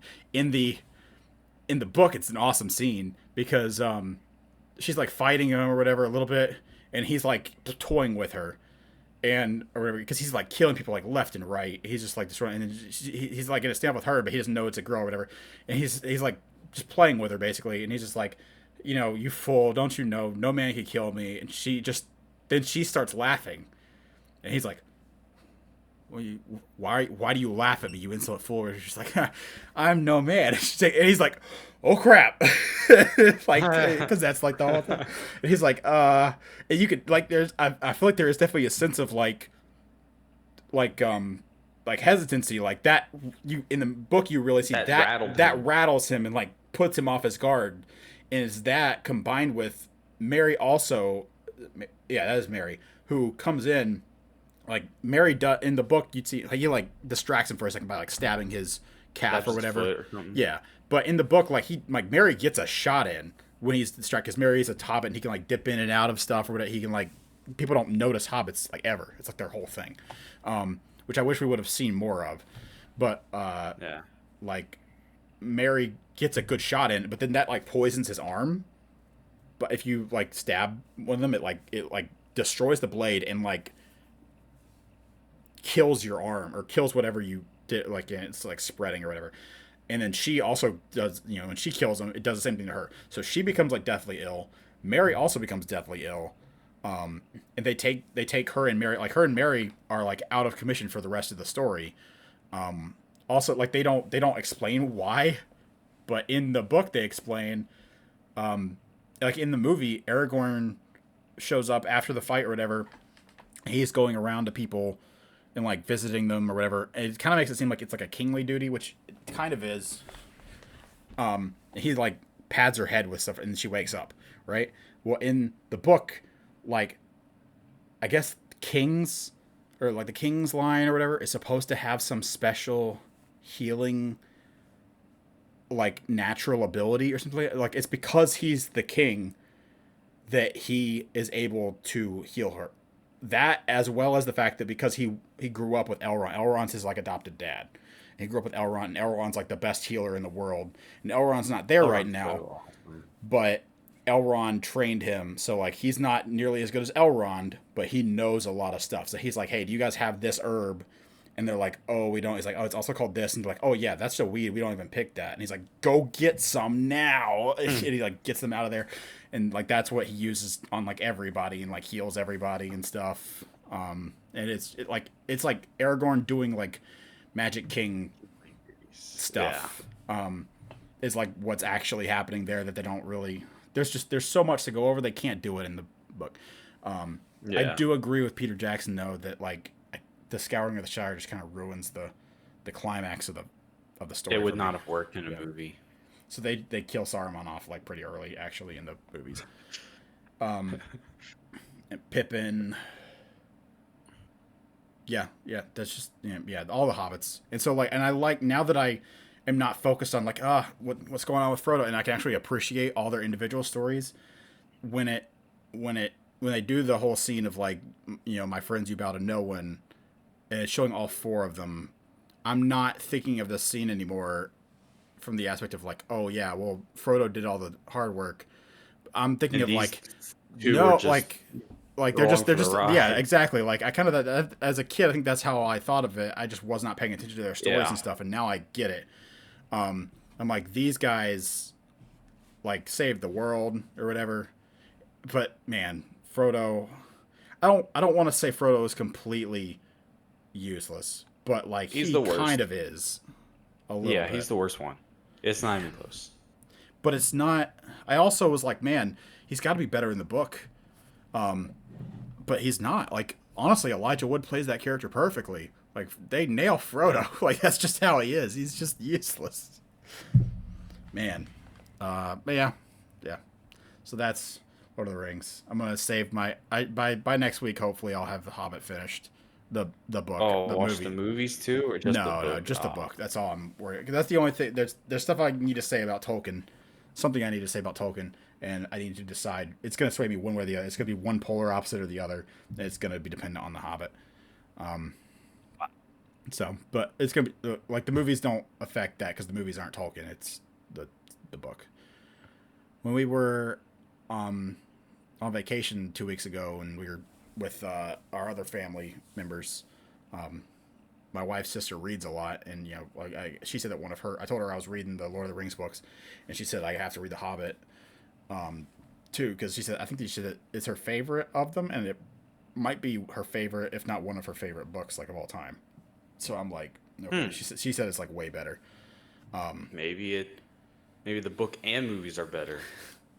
Yeah, I don't know. I've been seeing clips because I've been like my algorithm for stuff is like Lord of the Ringsified now because I've been like looking up stuff or whatever. And I've been seeing clips of The Hobbit, and I'm like, ooh, that doesn't look good. Sometimes I don't know. They're like way more Like what? CGI ish. I don't know. We'll see. I've always been They a are. Hobbit They are. defender. I've always been a Hobbit defender. So The but we'll practical see. effects in Lord of the Rings are wonderful. I'm not going to downplay Yeah, that. the practical effects. Yeah, and they're sparingly useful with CGI when they need to. CGI. Yep. All right. I agree. Um, so you want to do Did you? what? I was just going to ask. Did you watch the Spider Noir trailer? I did. I did. What are your thoughts? I like it. I'm very interested. I'm definitely gonna be watching it. Like you said, the ending scene with the swinging. I watched it on a TikTok reel, not a reel, but like it was the Like official like Amazon vertical, Prime. Yeah, it not was horizontal. vertical. So I think that they like whatever the focus of the scene is, that's where you're seeing because you can't see a whole screen unless they do it and you gotta rotate it. But so that's the only time I saw it while I was scrolling the other day. I saw what you said with him swinging at the end. I think that looks very good. Yeah. I think that the movie looks good. Or yeah, it's a movie, right? Yeah. It's a show. I It's a show. Yeah. So I'm concerned because did you note it? Did you see the taglines of "With no power comes no responsibility"? Yeah. So But I I'm don't know scared that anything the about Noir because Noir could be different. But the thing that bugs me is which I think is like probably similar to, I think it probably like at least as egregious as what you're talking about is the name change. I'm like, could, like yeah, he is supposed to be he is Peter. It's Peter. not been He's right, supposed but to be Peter. which I'm not mad at that. I don't know why you go get Nicolas Cage for Oh, that. I think I it's mean, great. I'm all on board with like an aged up Peter Parker, Spider Man, Noir thing. Yeah, but he's I'm on board. it's just I'm taking this as it's not even really Spider-Man, to be honest. It's just a great Nicolas Cage show to Well, watch. I That's the think way I'm handling it. it's Spider Man Noir. I assume. I mean, I think that this has the opportunity to change people's perception of what he is, or like establish because the this if this is good, I think it will have a similar effect as the Spider Verse movies, where Miles was the character who they made like years before it, and he never really like got popularity. He never got the leg of stand on. They changed his character significantly for the Spider Verse movie. That like he's very similar to Peter in mannerism and stuff. He was not like that in the comics. Um, Yeah. but in the Into the Spider Verse, they made him very similar to Peter, while still maintaining some stuff or whatever. But like they really changed the whole vibe of the character, and people liked it a lot more, and that took off. So now they're making him more that way. Um, so if this does have that effect, or if this is good, then I think it might have that effect where we start seeing more Spider-Man noir and stuff. But it's kind of like that because I'm I don't know how like manic and Nicolas Cagey he is. I assume not very, but uh he seemed very manic in the trailer. And so what I'm scared they're gonna do though is just based on the trailer, it seems a very mental psychotic type show. And so I'm really scared they're gonna pull like a Moon Knight hmm. or have something where like he thinks he has powers and he doesn't, or and he's still kind of dangerous though because he's a guy who thinks he has powers. And I'm afraid that that last shot of him swinging, because that's really the only scene we see of him using any sort of powers. That shot of him swinging might be like in his head, might be a flashback, might be the very end of the show, like the last Oh scene that man, you see at the end of the I hope show. not. I hope they I really go into I the comic bookiness of this. I don't think they will. Oh, that Well, I will say that the villains, like I don't know if you know the lore about it, but the villains, I think I heard that Vulture's going to be in it, and Vulture is pretty messed up in the noir verse, and I hope they keep that. He's actually the one that kills Uncle Ben in the noir verse. He's a cannibal eating uh guy, so he literally eats Uncle Ben. Um, yikes. yeah, it's pretty messed up. Anyway, so I just wanted your thoughts on that. So I'm Okay. excited for that. Yeah, I'm very interested. Um, do you want to do a King of the Hill with TV shows like cartoons? I think we can run it. Okay. I just have a couple lists of them here, and I'm just gonna kind of like name off one of the like one or two at a time. Name Just kind of go kind of back and go forth, and yeah, whichever one down you through him. pick is like so we won't do this bracket style. We'll just do this like King of the Hill style. So I just gotta remember whatever one you name. We'll keep it going. Um, all right, I'll start off with a tough one. Fairly Odd Parents or Jimmy Neutron. Ah, these are. I don't know why you would use these so early. These are like the top dogs. It's gonna get Okay. easy and it's gonna get hard. It's just gonna go back and forth because we're gonna get some stinkers. We're gonna get some Okay. good stuff. We gotta starting off So, with the top dog. I think. okay, so me personally, Yeah, I this is think your in list. their prime, I want no yeah, input. okay, so I think in their primes they're very even, and maybe Jimmy Neutron, like the highest Jimmy Neutron might be over Fairly Odd Parents, but I think Fairly Odd Parents went longer, I believe. It had better quality. Uh, I personally am going Fairly Odd Parents. Even the movie about the wish was great. Oh yeah, yeah. I'm gonna go Fairly Odd Parents on that one, Okay. but love Jimmy Neutron. Ultra All Lord. right. Well, let's give you some easier ones to knock out here. Fairly Odd Parents or House of Mouse. Do I know House of Mouse? I don't know. Maybe Is not. that?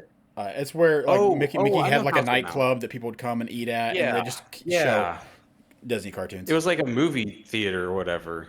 There's like a Yeah, restaurant with a screen. Yeah. yeah. It was. I mean, they always I had love some House kind of of. Mouse, but Yeah, I liked it too. I would still go for Fairly Odd Parents though. okay. All right, here. How about Fairly Odd Parents or X Men Evolution? I did not watch enough of X Men Evolution. Even if I had, I don't think it would beat Fairly Odd Parents. But X Men Evolution was cool, what I did see. So, but still gonna go Fairly Odd Parents. Okay, I agree. I said I wasn't gonna have input or whatever, but I think I have to at some point. I'm sure there's You gonna be have to, something because yeah. yeah, because I Would mean you because disagree with any of my you takes so no far? I'm on board with everything Okay. except I might have actually gone with Jimmy Neutron originally. just Jimmy because Neutron's I good. agree. I Like I agree said, the with longevity. it. For me, it's not the longevity because, like, if anything, Fairly Odd Parents, once they got into like the poof and the other stuff, like it really kind of fell off. I think at that point. I still think it had some good I stuff. didn't watch it any after that or whatever. But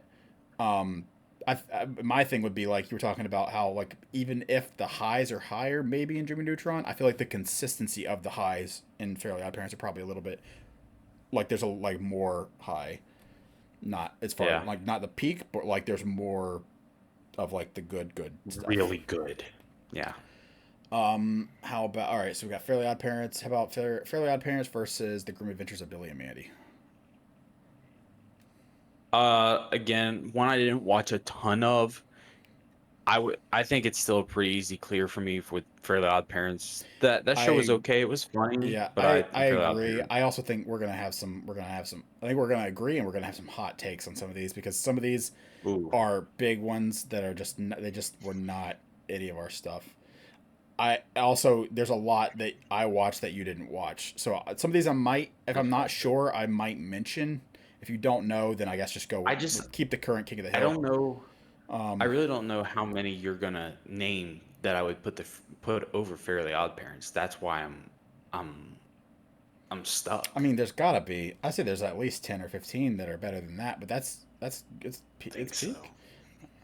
Um, Fairly Odd Parents versus Samurai Jack. This is where you're gonna get I'm crowd not watching crazy. enough Samurai Jack. Yeah. I'm still going Fairly Odd See, I Parents. think that's gonna be a hot take. I didn't watch enough either. That is one that I want to go back and watch sometime though. How about Fairly Odd Parents versus Justice League? Do you know what I did like a year ago or a couple months ago? I don't know why, but I had it stuck in my head the intro to Justice League. Dun, dun, dun, dun, dun, It's dun. so good. Like I went back and I was just rewatched the clip and I'm like, this is peak. Oh, that's tough. You're killing me. I didn't think this one would be that hard. Ah. Oh man, they're just completely different. It's not fair. One is more if I want serious, one is for more fun. Gosh. This is Hunger Games versus Shrek. There you go. I what would you choose? Of these two, I agree. This is like two heavy hitters going against each other.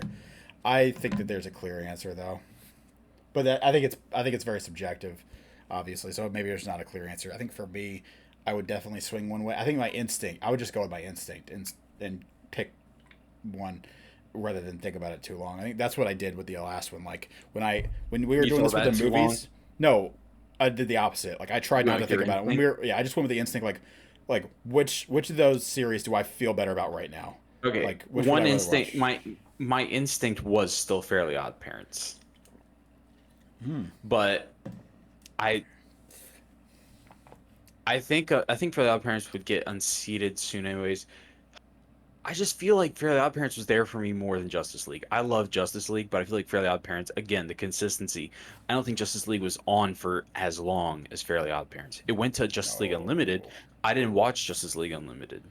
I last year I think either last year or the year before I binged all of them, all the Justice League and all Isn't there Unlimited. only like 3 seasons of Justice League? Yeah, it's not very long. Yeah, so I think Fairly Odd Parents, just consistency wise, I'm going Fairly Odd Parents, but I love Justice It League. has over three Man, times as many episodes as Justice League. yeah, I Fairly Odd gotta go Parents Fairly has Odd Parents. 159. Justice League has 52. I Yeah. disagree with that take, but okay. I think they're Listen, both heavy hitters. Don't I get me wrong, love Justice but I League. I love really Justice do. League, man. That All movie, right. that show, Wally West, So we'll it's do great. we'll do which that it's weird because they named him Wally West, but he's playing the other one. Barry. Yeah, he's playing Barry. Um. All right, Fairly Odd Parents or Chalk Zone. Wait, Fairly Odd Parents are what? Chalk Zone. Chalk Zone. What? You know what Chalk Zone is? Do you remember Chalk that at all? I figured you wouldn't have Chalk watched much of this, but like, you don't Chalk remember? Zone? Yeah, Chalk Zone. You don't remember this at all? You had to have watched Let me some of it. Google it. Look at some of these. I'm I gonna be I kind of remember that very faintly just because of the guy with the mask. I'm going Fairly Odd Parents. I don't even just forget it. I Go. gave you Fairly Odd Parents too early. Um, That's what I'm Fairly, telling you. Fairly Odd Parents or What's New Scooby Doo? Oh, oh, this is There we go. What's New Scooby Doo was there for me a lot, and also the movies were also top tier. Um, just for fresh blood, I don't know. Fresh blood, I'm gonna go What's New Scooby Doo I respect it. I respect it. I think I would agree. 'Cause I love. I think because that I would. I theme think I song is would so go. good. Yep. I think I would go. It's What's New also Scooby Doo over Justice League. So I think we're back it's on track. also it's also tough because you took an already established classic and somehow Somehow you did improved it it. better. It's crazy. Yes. I want to watch Scooby Doo now. Also, I think it's interesting. You were like, man, the volume of episodes that Fairly Odd Parents has. It has 159 episodes compared to 52 Justice League. Western Scooby Doo has 42 episodes. Has less than Justice League. But it's also got the movies. Sure, if that helps, I'll let you include that. I guess. Let's get some other ones out. Western Scooby Doo versus Duck Dodgers. Yeah, what's in Scooby Doo? Western Scooby Doo versus Code Lyoko. I never got too much into that. I'm going what's in Scooby Doo Did you ever see that? a little bit. Okay, I'm trying to get our brother to watch that or whatever because he likes anime like me. It's yeah. You don't like probably would anime, like so that. Yeah, I don't want to hit that one yet. Oh, it's not even like really. It's a weird anime too. there's- It's not like okay. isn't where are we animated at? differently? It's like CGI. What's new Scooby Doo versus? I'll throw this one in there. The Clone Wars, the animated series. It's not a big thing for you. What's it's new not Scooby Doo? Yeah. All right, this one's near it, so I got to put it around there. Okay, what's new Scooby Doo versus Codename Kids Next Door? I was trying to save that one for later, but I got to move on. I love Kids Next Door, but I'm still going what's new Scooby Doo. I think that's the right choice, personally. Yeah. But man, those are some titans. Speaking of titans, what's new Scooby Doo versus Teen Titans? Oh. Ah. That sucks. Trying to differ. What can I use to differentiate these? I'm gonna say this also, just for like, I'm gonna add a rule in here. If you wish, because I don't know if this factors it or not. Like, I keep thinking it does because of other stuff you said. If you want me to tell you how many episodes there are, just let me know for each of them. Tell me how many episodes. I think I need it. There's 42 for Scooby Doo, and there's 66 for Teen Titans. There's no way. How are there that many episodes of Teen Titans? There's 5 seasons. That makes Listen, sense. this is gonna sound bad. I'm going what's new Scooby Doo. It was there for me more often. We're back on the disagreement thing. I think that those two are like neck and neck. This is where, again, I'm gonna split from you, but okay. So I think me personally, I might like Justice League better than Teen Titans. Really, man? I get it. I can respect that opinion. I think I disagree, but I can respect the opinion. What's in Scooby Doo or Foster's Home for Imaginary Friends? I love Foster's Home, but I'm still going what's new Scooby Doo. Yeah. What's new Scooby Doo? I'm saving. Okay, I see which one I'm definitely saving for last. Okay. I got one in mind that I think could beat them all if you name it. What's new Scooby Doo versus Danny Phantom? Good one. I have that on Fandango, formerly Voodoo, and I watched like half of it. Binge watched like half of it last year. I need to get back into it. That's a good show. It's a cool show. I like it. I'm still going what's new Scooby Doo though. I'm gonna 100% have to throw you under the bus in the last. So I'm saving. I have one thing I'm saving for last. I think that's what you did to me last time too. Like, you saved a big heavy hitter that I did not. I saved Harry Potter to the end for you. But oh man, with Mission Impossible. I didn't save him for the last, but I had it like the last half be tough. All right, I'm almost out of this list, but I have another list because I know that there's some big ones missing here. Wasn't Scooby Doo versus Tom and Jerry? Oh,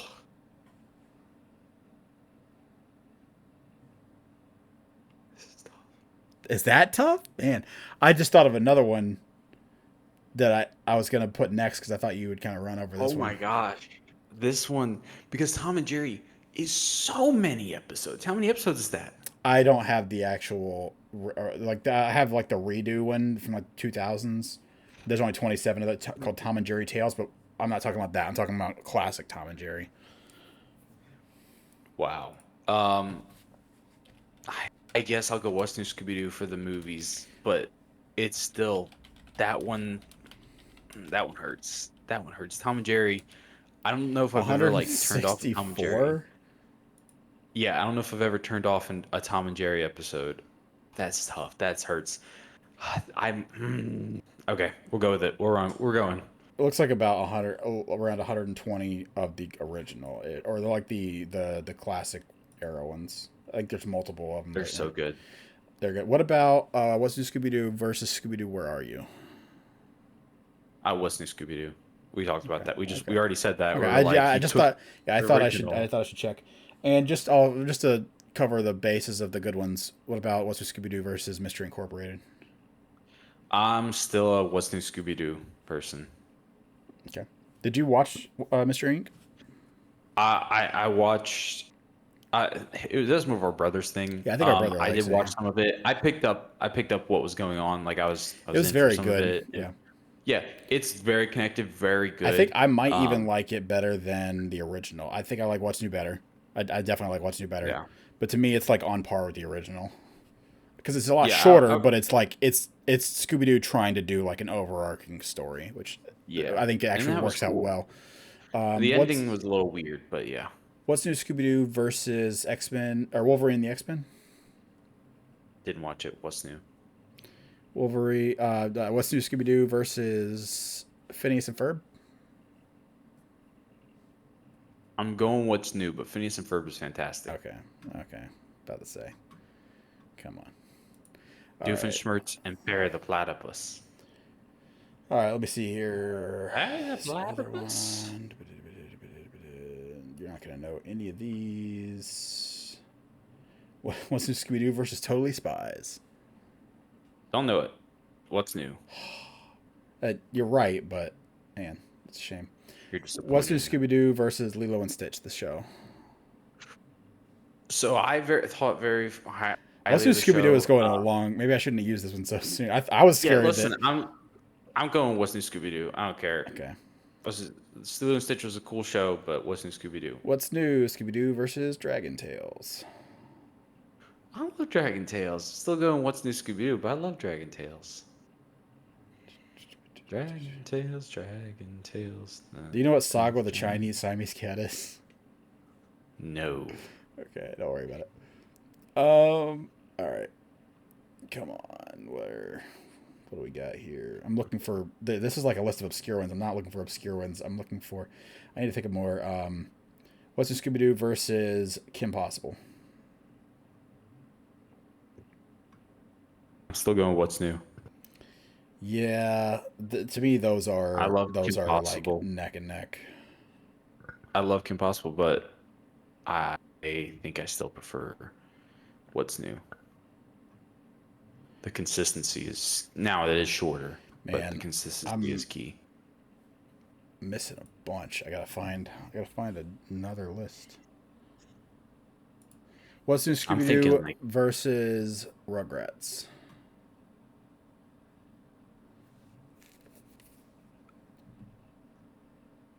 that's tough. Um, I'm still going What's New. I love Rugrats. Even their movies are good. Oh, gosh, the movies are so good.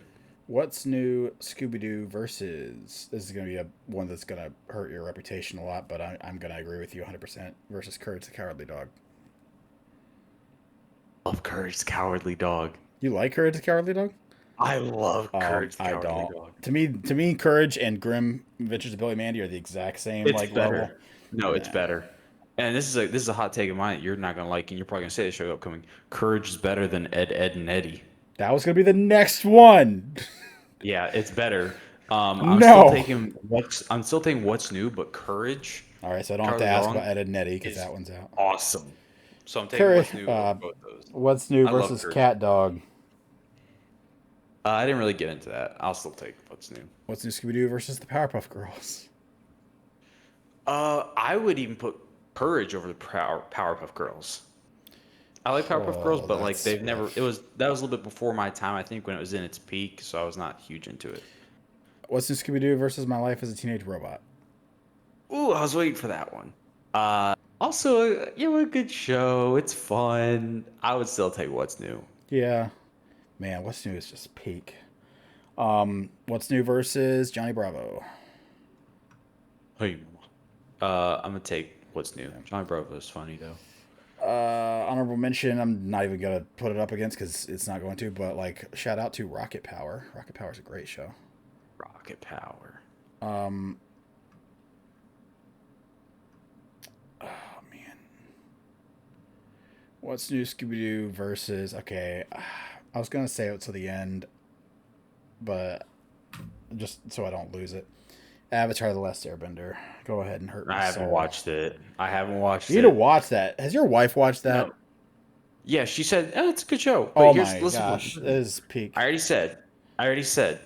Okay, once we're like we hit big time and people know us, if we hit like a certain subscriber amount, I'll watch it. But until then, I really don't want to watch it. I don't really care for it. So what's new? Scooby Doo is advancing. Yeah, what's this Scooby Doo? Which I'm not super mad about, but at least a little bit, because it's wrong. But I like watching Scooby Doo. Like I think I agree. It's probably a little bit overrated, but I agree. Avatar is in my top 5 TV shows of all time. Everybody that sees it loves it, and I'm sure I would love it as well. It's not something that really interests me, All and right, so unless I have an incentive, I don't know if I'll do it. what's new Scooby Doo versus Static Shock? Didn't watch it. You didn't Scooby Doo. watch it at all? Nah. Oh man, that hurts. Let's be honest. Would it have beat Scooby Doo? Static Shock would be in the conversation with like Justice League and Teen Titans. So I doubt it's better no, than those two. it's not better. I think those two are like a step better, but it's in the it's in the conversation with those. Man, what's Scooby Doo versus Baby Looney Tunes? I love Baby Looney Tunes. I know you do. I I gotta do it though. Oh, man, that I love Baby Looney Tunes. I'm still gonna go Scooby Doo, but Baby Looney Tunes is so good. What's I Scooby love Doo Baby. versus regular Looney Tunes?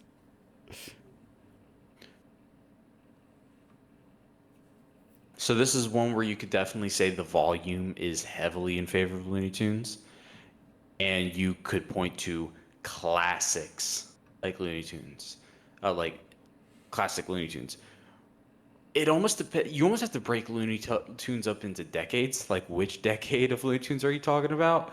Because the older original Looney Tunes are a tough watch. So if you say like the 2000s Looney Tunes, late 90s, early 2000s Looney Tunes, I might go Looney Tunes. But in general, for pure quality, I guess I go Scooby Doo. That one's tough. Which one are we just saying I would all just say Looney Tunes? the classic Looney Tunes, not like the ones that came out in like the 2000s and whatnot. Yeah, I'm taking it over the classic. Okay, what's new Scooby Doo versus specifically the one from 2003 and the following few years? Teenage Mutant Ninja Turtles. I was just thinking about this show the other day.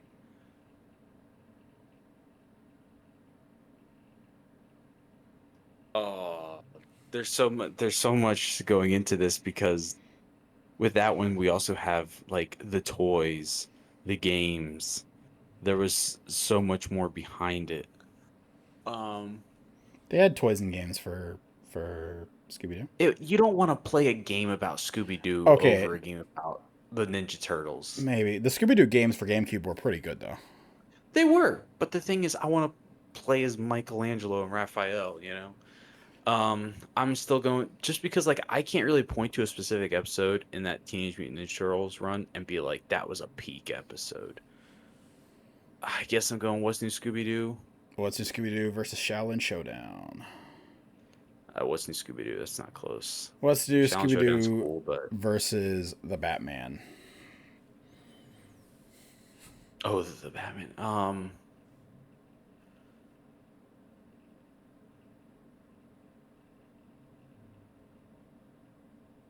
That sucks. I don't know why you would do that to me. Can I do that after I had just got done saying that I take this over Justice League and Teen Titans? Can I take the Batman over Scooby Doo?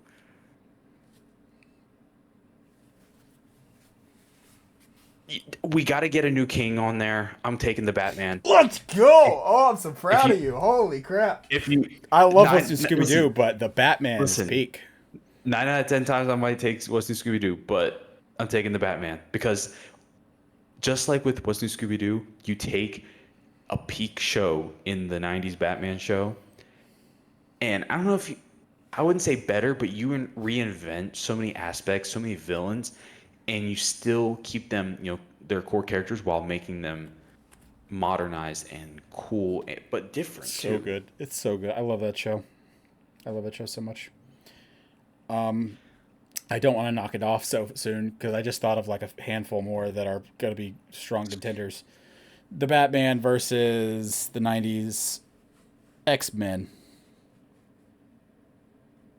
The Batman.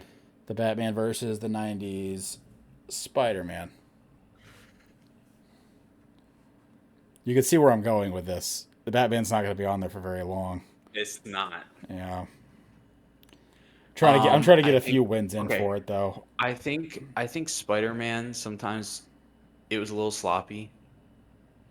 I love that show though. I'm gonna go with the Batman just because I think it's very concise. And watching that show, you're just like totally enthralled in Batman, and then you get Robin and Batgirl, and you're just seeing the development there, and then you're like, oh, I can't go up from here. And when you thought that they couldn't, they incorporate the Justice League. And then you're like, oh my gosh, and I'm gonna throw you a crazy curveball. I hope that you don't fall for this, but I gotta do it for your sake. The Batman versus Lunatics. I love Lunatics. I'm not gonna take it over the Batman. Okay, but I love Lunatics. Good. But shout out to Lunatics. That's a good one right there. Shout out to Lunatics, underrated TV show. I just had one, man. The Batman versus Batman Beyond. I'm gonna take the Batman, definitely. I agree. Batman Beyond is really cool though. It's like almost very, like very Spider-Man good. 2099. Would you have liked the like Into the Spider-Verse type Yeah. Batman Beyond movie? I wish they would have done it, yeah. Yeah, I wish they had done it. It would have been so cool. People want like live action Batman Beyond, but like how do you do the mouth? I think you just do a full face. Yeah, I think you gotta do full face. Yeah. But what do I know? I want Batman to have wide eyes. So I'm stupid, apparently. Blah blah blah blah. I think that's fine too. All right. I think I'm almost out of ideas here. I've got a few more, but obviously I think they're gonna be heavy hitters. I'm trying to think of ones that aren't, just to get ones out there, but go with what are we on? The Batman versus, is it still the Batman? Yeah, it's still the Batman. It's the Batman versus Legion of Superheroes. Do you remember that one? You like that one, I feel like. I do. I did watch that. It was definitely different. Definitely Brainiac and Superman and that. Supergirl. Was a little whack. Oh well, yeah, but Brainiac and Supergirl are a couple. That's in the comics though. Brainiac 5 is with. But it's like a skinny Superman, isn't it? Right? he's a kid, I think, because he goes into the future, and I think Yeah. some time travel shenanigans happen or whatever. Because they're in the Legion is a future team. That's why Brainiac is a good guy, and I think he gets turned into a kid somehow.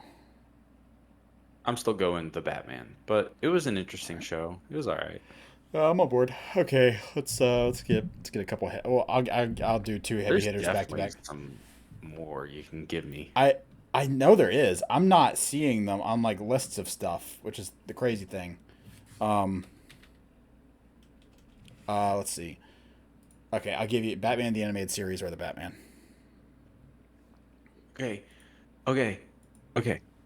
I know Batman the Animated Series is probably a better series than the Batman.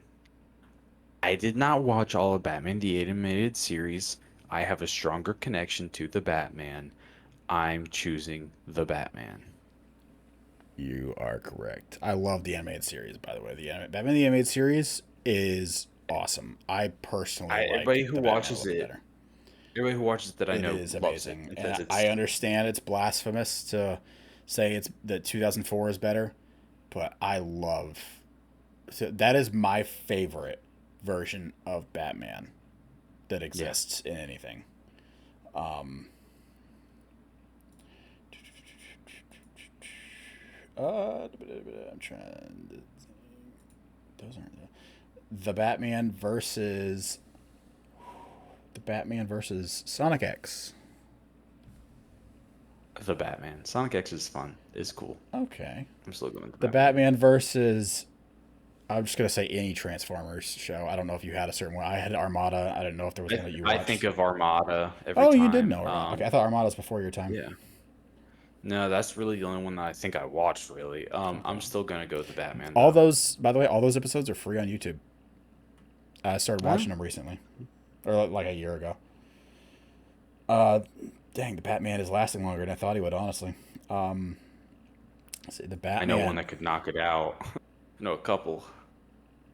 Yeah, you're gonna. I know one that I think I am. I think I'm doing. I decided on the or I think The I final decided on the few. final few, or at least the final one, or one of the final ones that is going to be up there for you. But, man, do you have ones you want to throw there? Because I'm running. Well, I think of things like Young Justice, Oh, okay. um, I mean, yeah, okay. So the Batman versus Young SpongeBob, Justice. I was saving SpongeBob, but yeah. Okay, um, so the Batman versus na, Young na, Justice. na, na, na, na, na, na, na, na.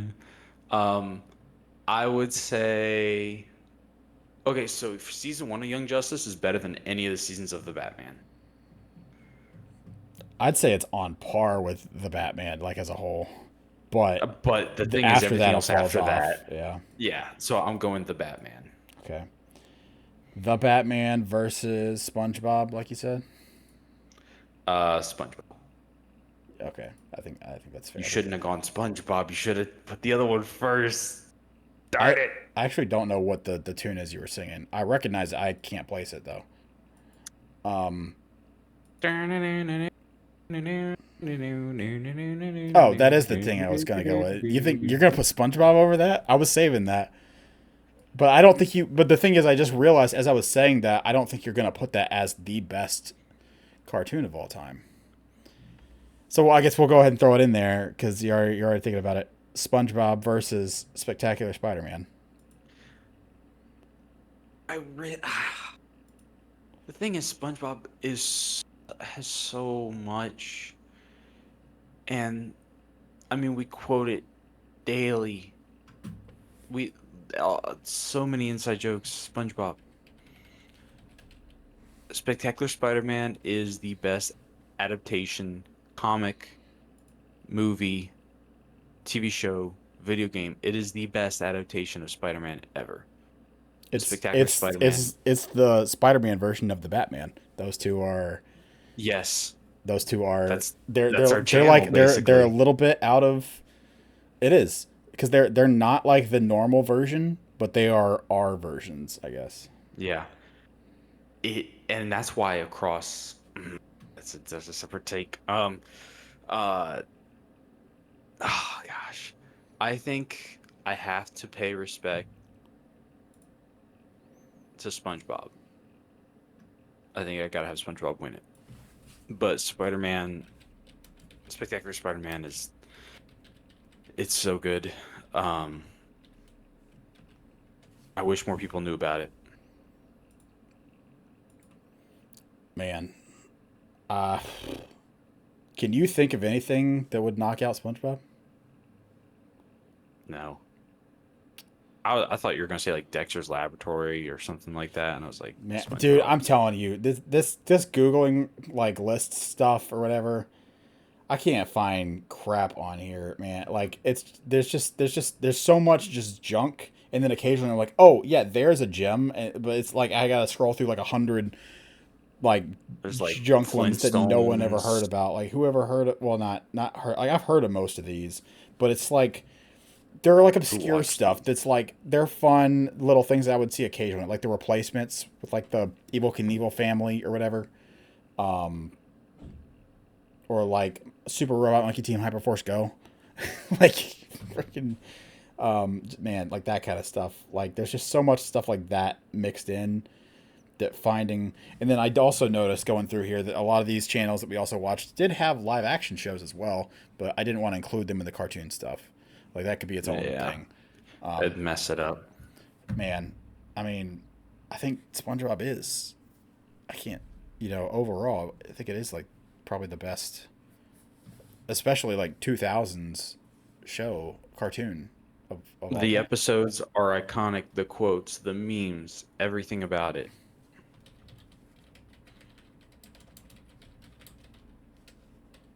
It's the ultimate cartoon. Now I know the quality's probably not Obviously, good. obviously, I have one higher at least. Like there's a few that I think I like better, but I don't What, think overall they're what, better. what would you have Like higher? I think I would put the Batman higher personally. Just like like a my subjective, like I like the Batman more. But like I think we're on the same page that like I would put like in the King of the Hill thing of like which one is better. I think I would still say SpongeBob is better. Yeah. Um, And you'd probably put the Batman over Spectacular, and I would put yeah, Spectacular over the yeah. Batman. Um, That's just the I think the only thing that I would say, and I honestly I would put Fairly Odd Parents and Jimmy Neutron up there, like in the echelon around SpongeBob. hmm But like I think SpongeBob is the 101, Yeah. with the exception of Avatar: The Last Airbender. I haven't watched it. I can't believe your wife's not higher on that show. She seems like There's she would like definitely. also like stuff like Johnny Test and all, and I used to watch Johnny Test. That was pretty chill. Yeah.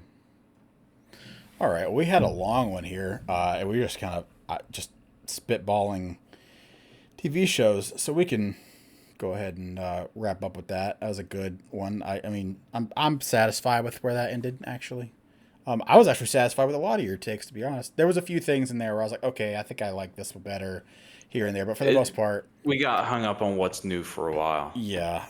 So I mean, was there anything until like once we got to the Batman? The Batman went longer than I thought it would. To be honest, I didn't know you liked that show that Yeah, much.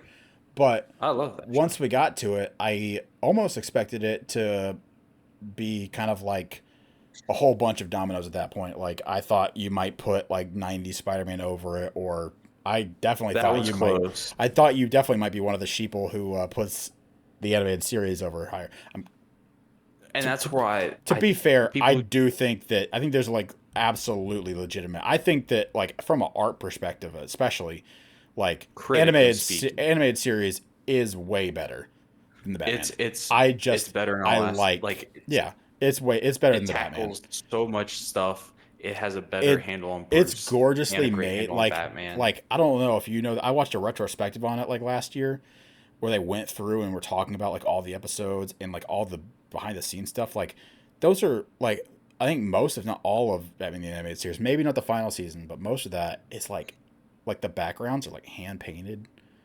Yeah, They're that's freaking crazy. it's a gorgeous show. It's insane. Yeah, It yeah, is. the show is just great. It's peak. So like that show is honestly probably it's like a 9.5 or a 10. it's up there. It's up there with SpongeBob and Avatar. But I like 2004 the Batman a Personally, little bit. the Batman. I is like just, the Batman better. It's for. Yeah, but I see that it's not a Lord of the Rings situation where I think it's over. I actually don't think animated series is overrated. I just prefer Yeah. the Batman. I would say the Batman's underrated. Yes, absolutely. Same thing with Spectacular Spider-Man. Although I don't think the Spectacular Spider-Man is as underrated as the Batman because, in my opinion, most people don't have like when you ask people what their favorite Spider-Man show is. I think most people are going to A say lot of them will either say Spectacular. they'll either say Spectacular or they'll say the '90s, which I think both of those are acceptable answers. Yeah. If you ask anyone their favorite Batman show, it's animated series. Always 90s, yeah. Yeah. So. Okay. All right. We'll go ahead and wrap up there. Thanks for watching. I cannot recommend Wuthering Heights with a good conscience, but at the same time, it is very good. So, like, if you know what it is and you're going in with that concept or that thing in mind, and that like story plot and everything doesn't like upset you or whatever, then, or if you like the book, by all means go see it. My wife likes the book. She liked the movie. My wife. And it, like I said, is one of the most gorgeous movies I've ever seen. But it's just it's stupidly horny, like way over the top horny, and it just doesn't. I don't know. But it is like for me visually, it is special. There's something special about it. It's gonna be my top 10, pretty sure. Well, That's crazy. We'll see. It won't be a mine. No, it I won't. will watch it. It won't. Yeah. But yeah, I just want to put that out because that was the relevant review. Okay. Well, this has been Mask and Cowl. Thanks for another good episode. Let us know in the comments again if there's anything you would like us to talk about specifically. Vandy, I know you're watching. I'm gonna rewatch Black I've been Panther really soon. wanting to watch Scavenger's Reign.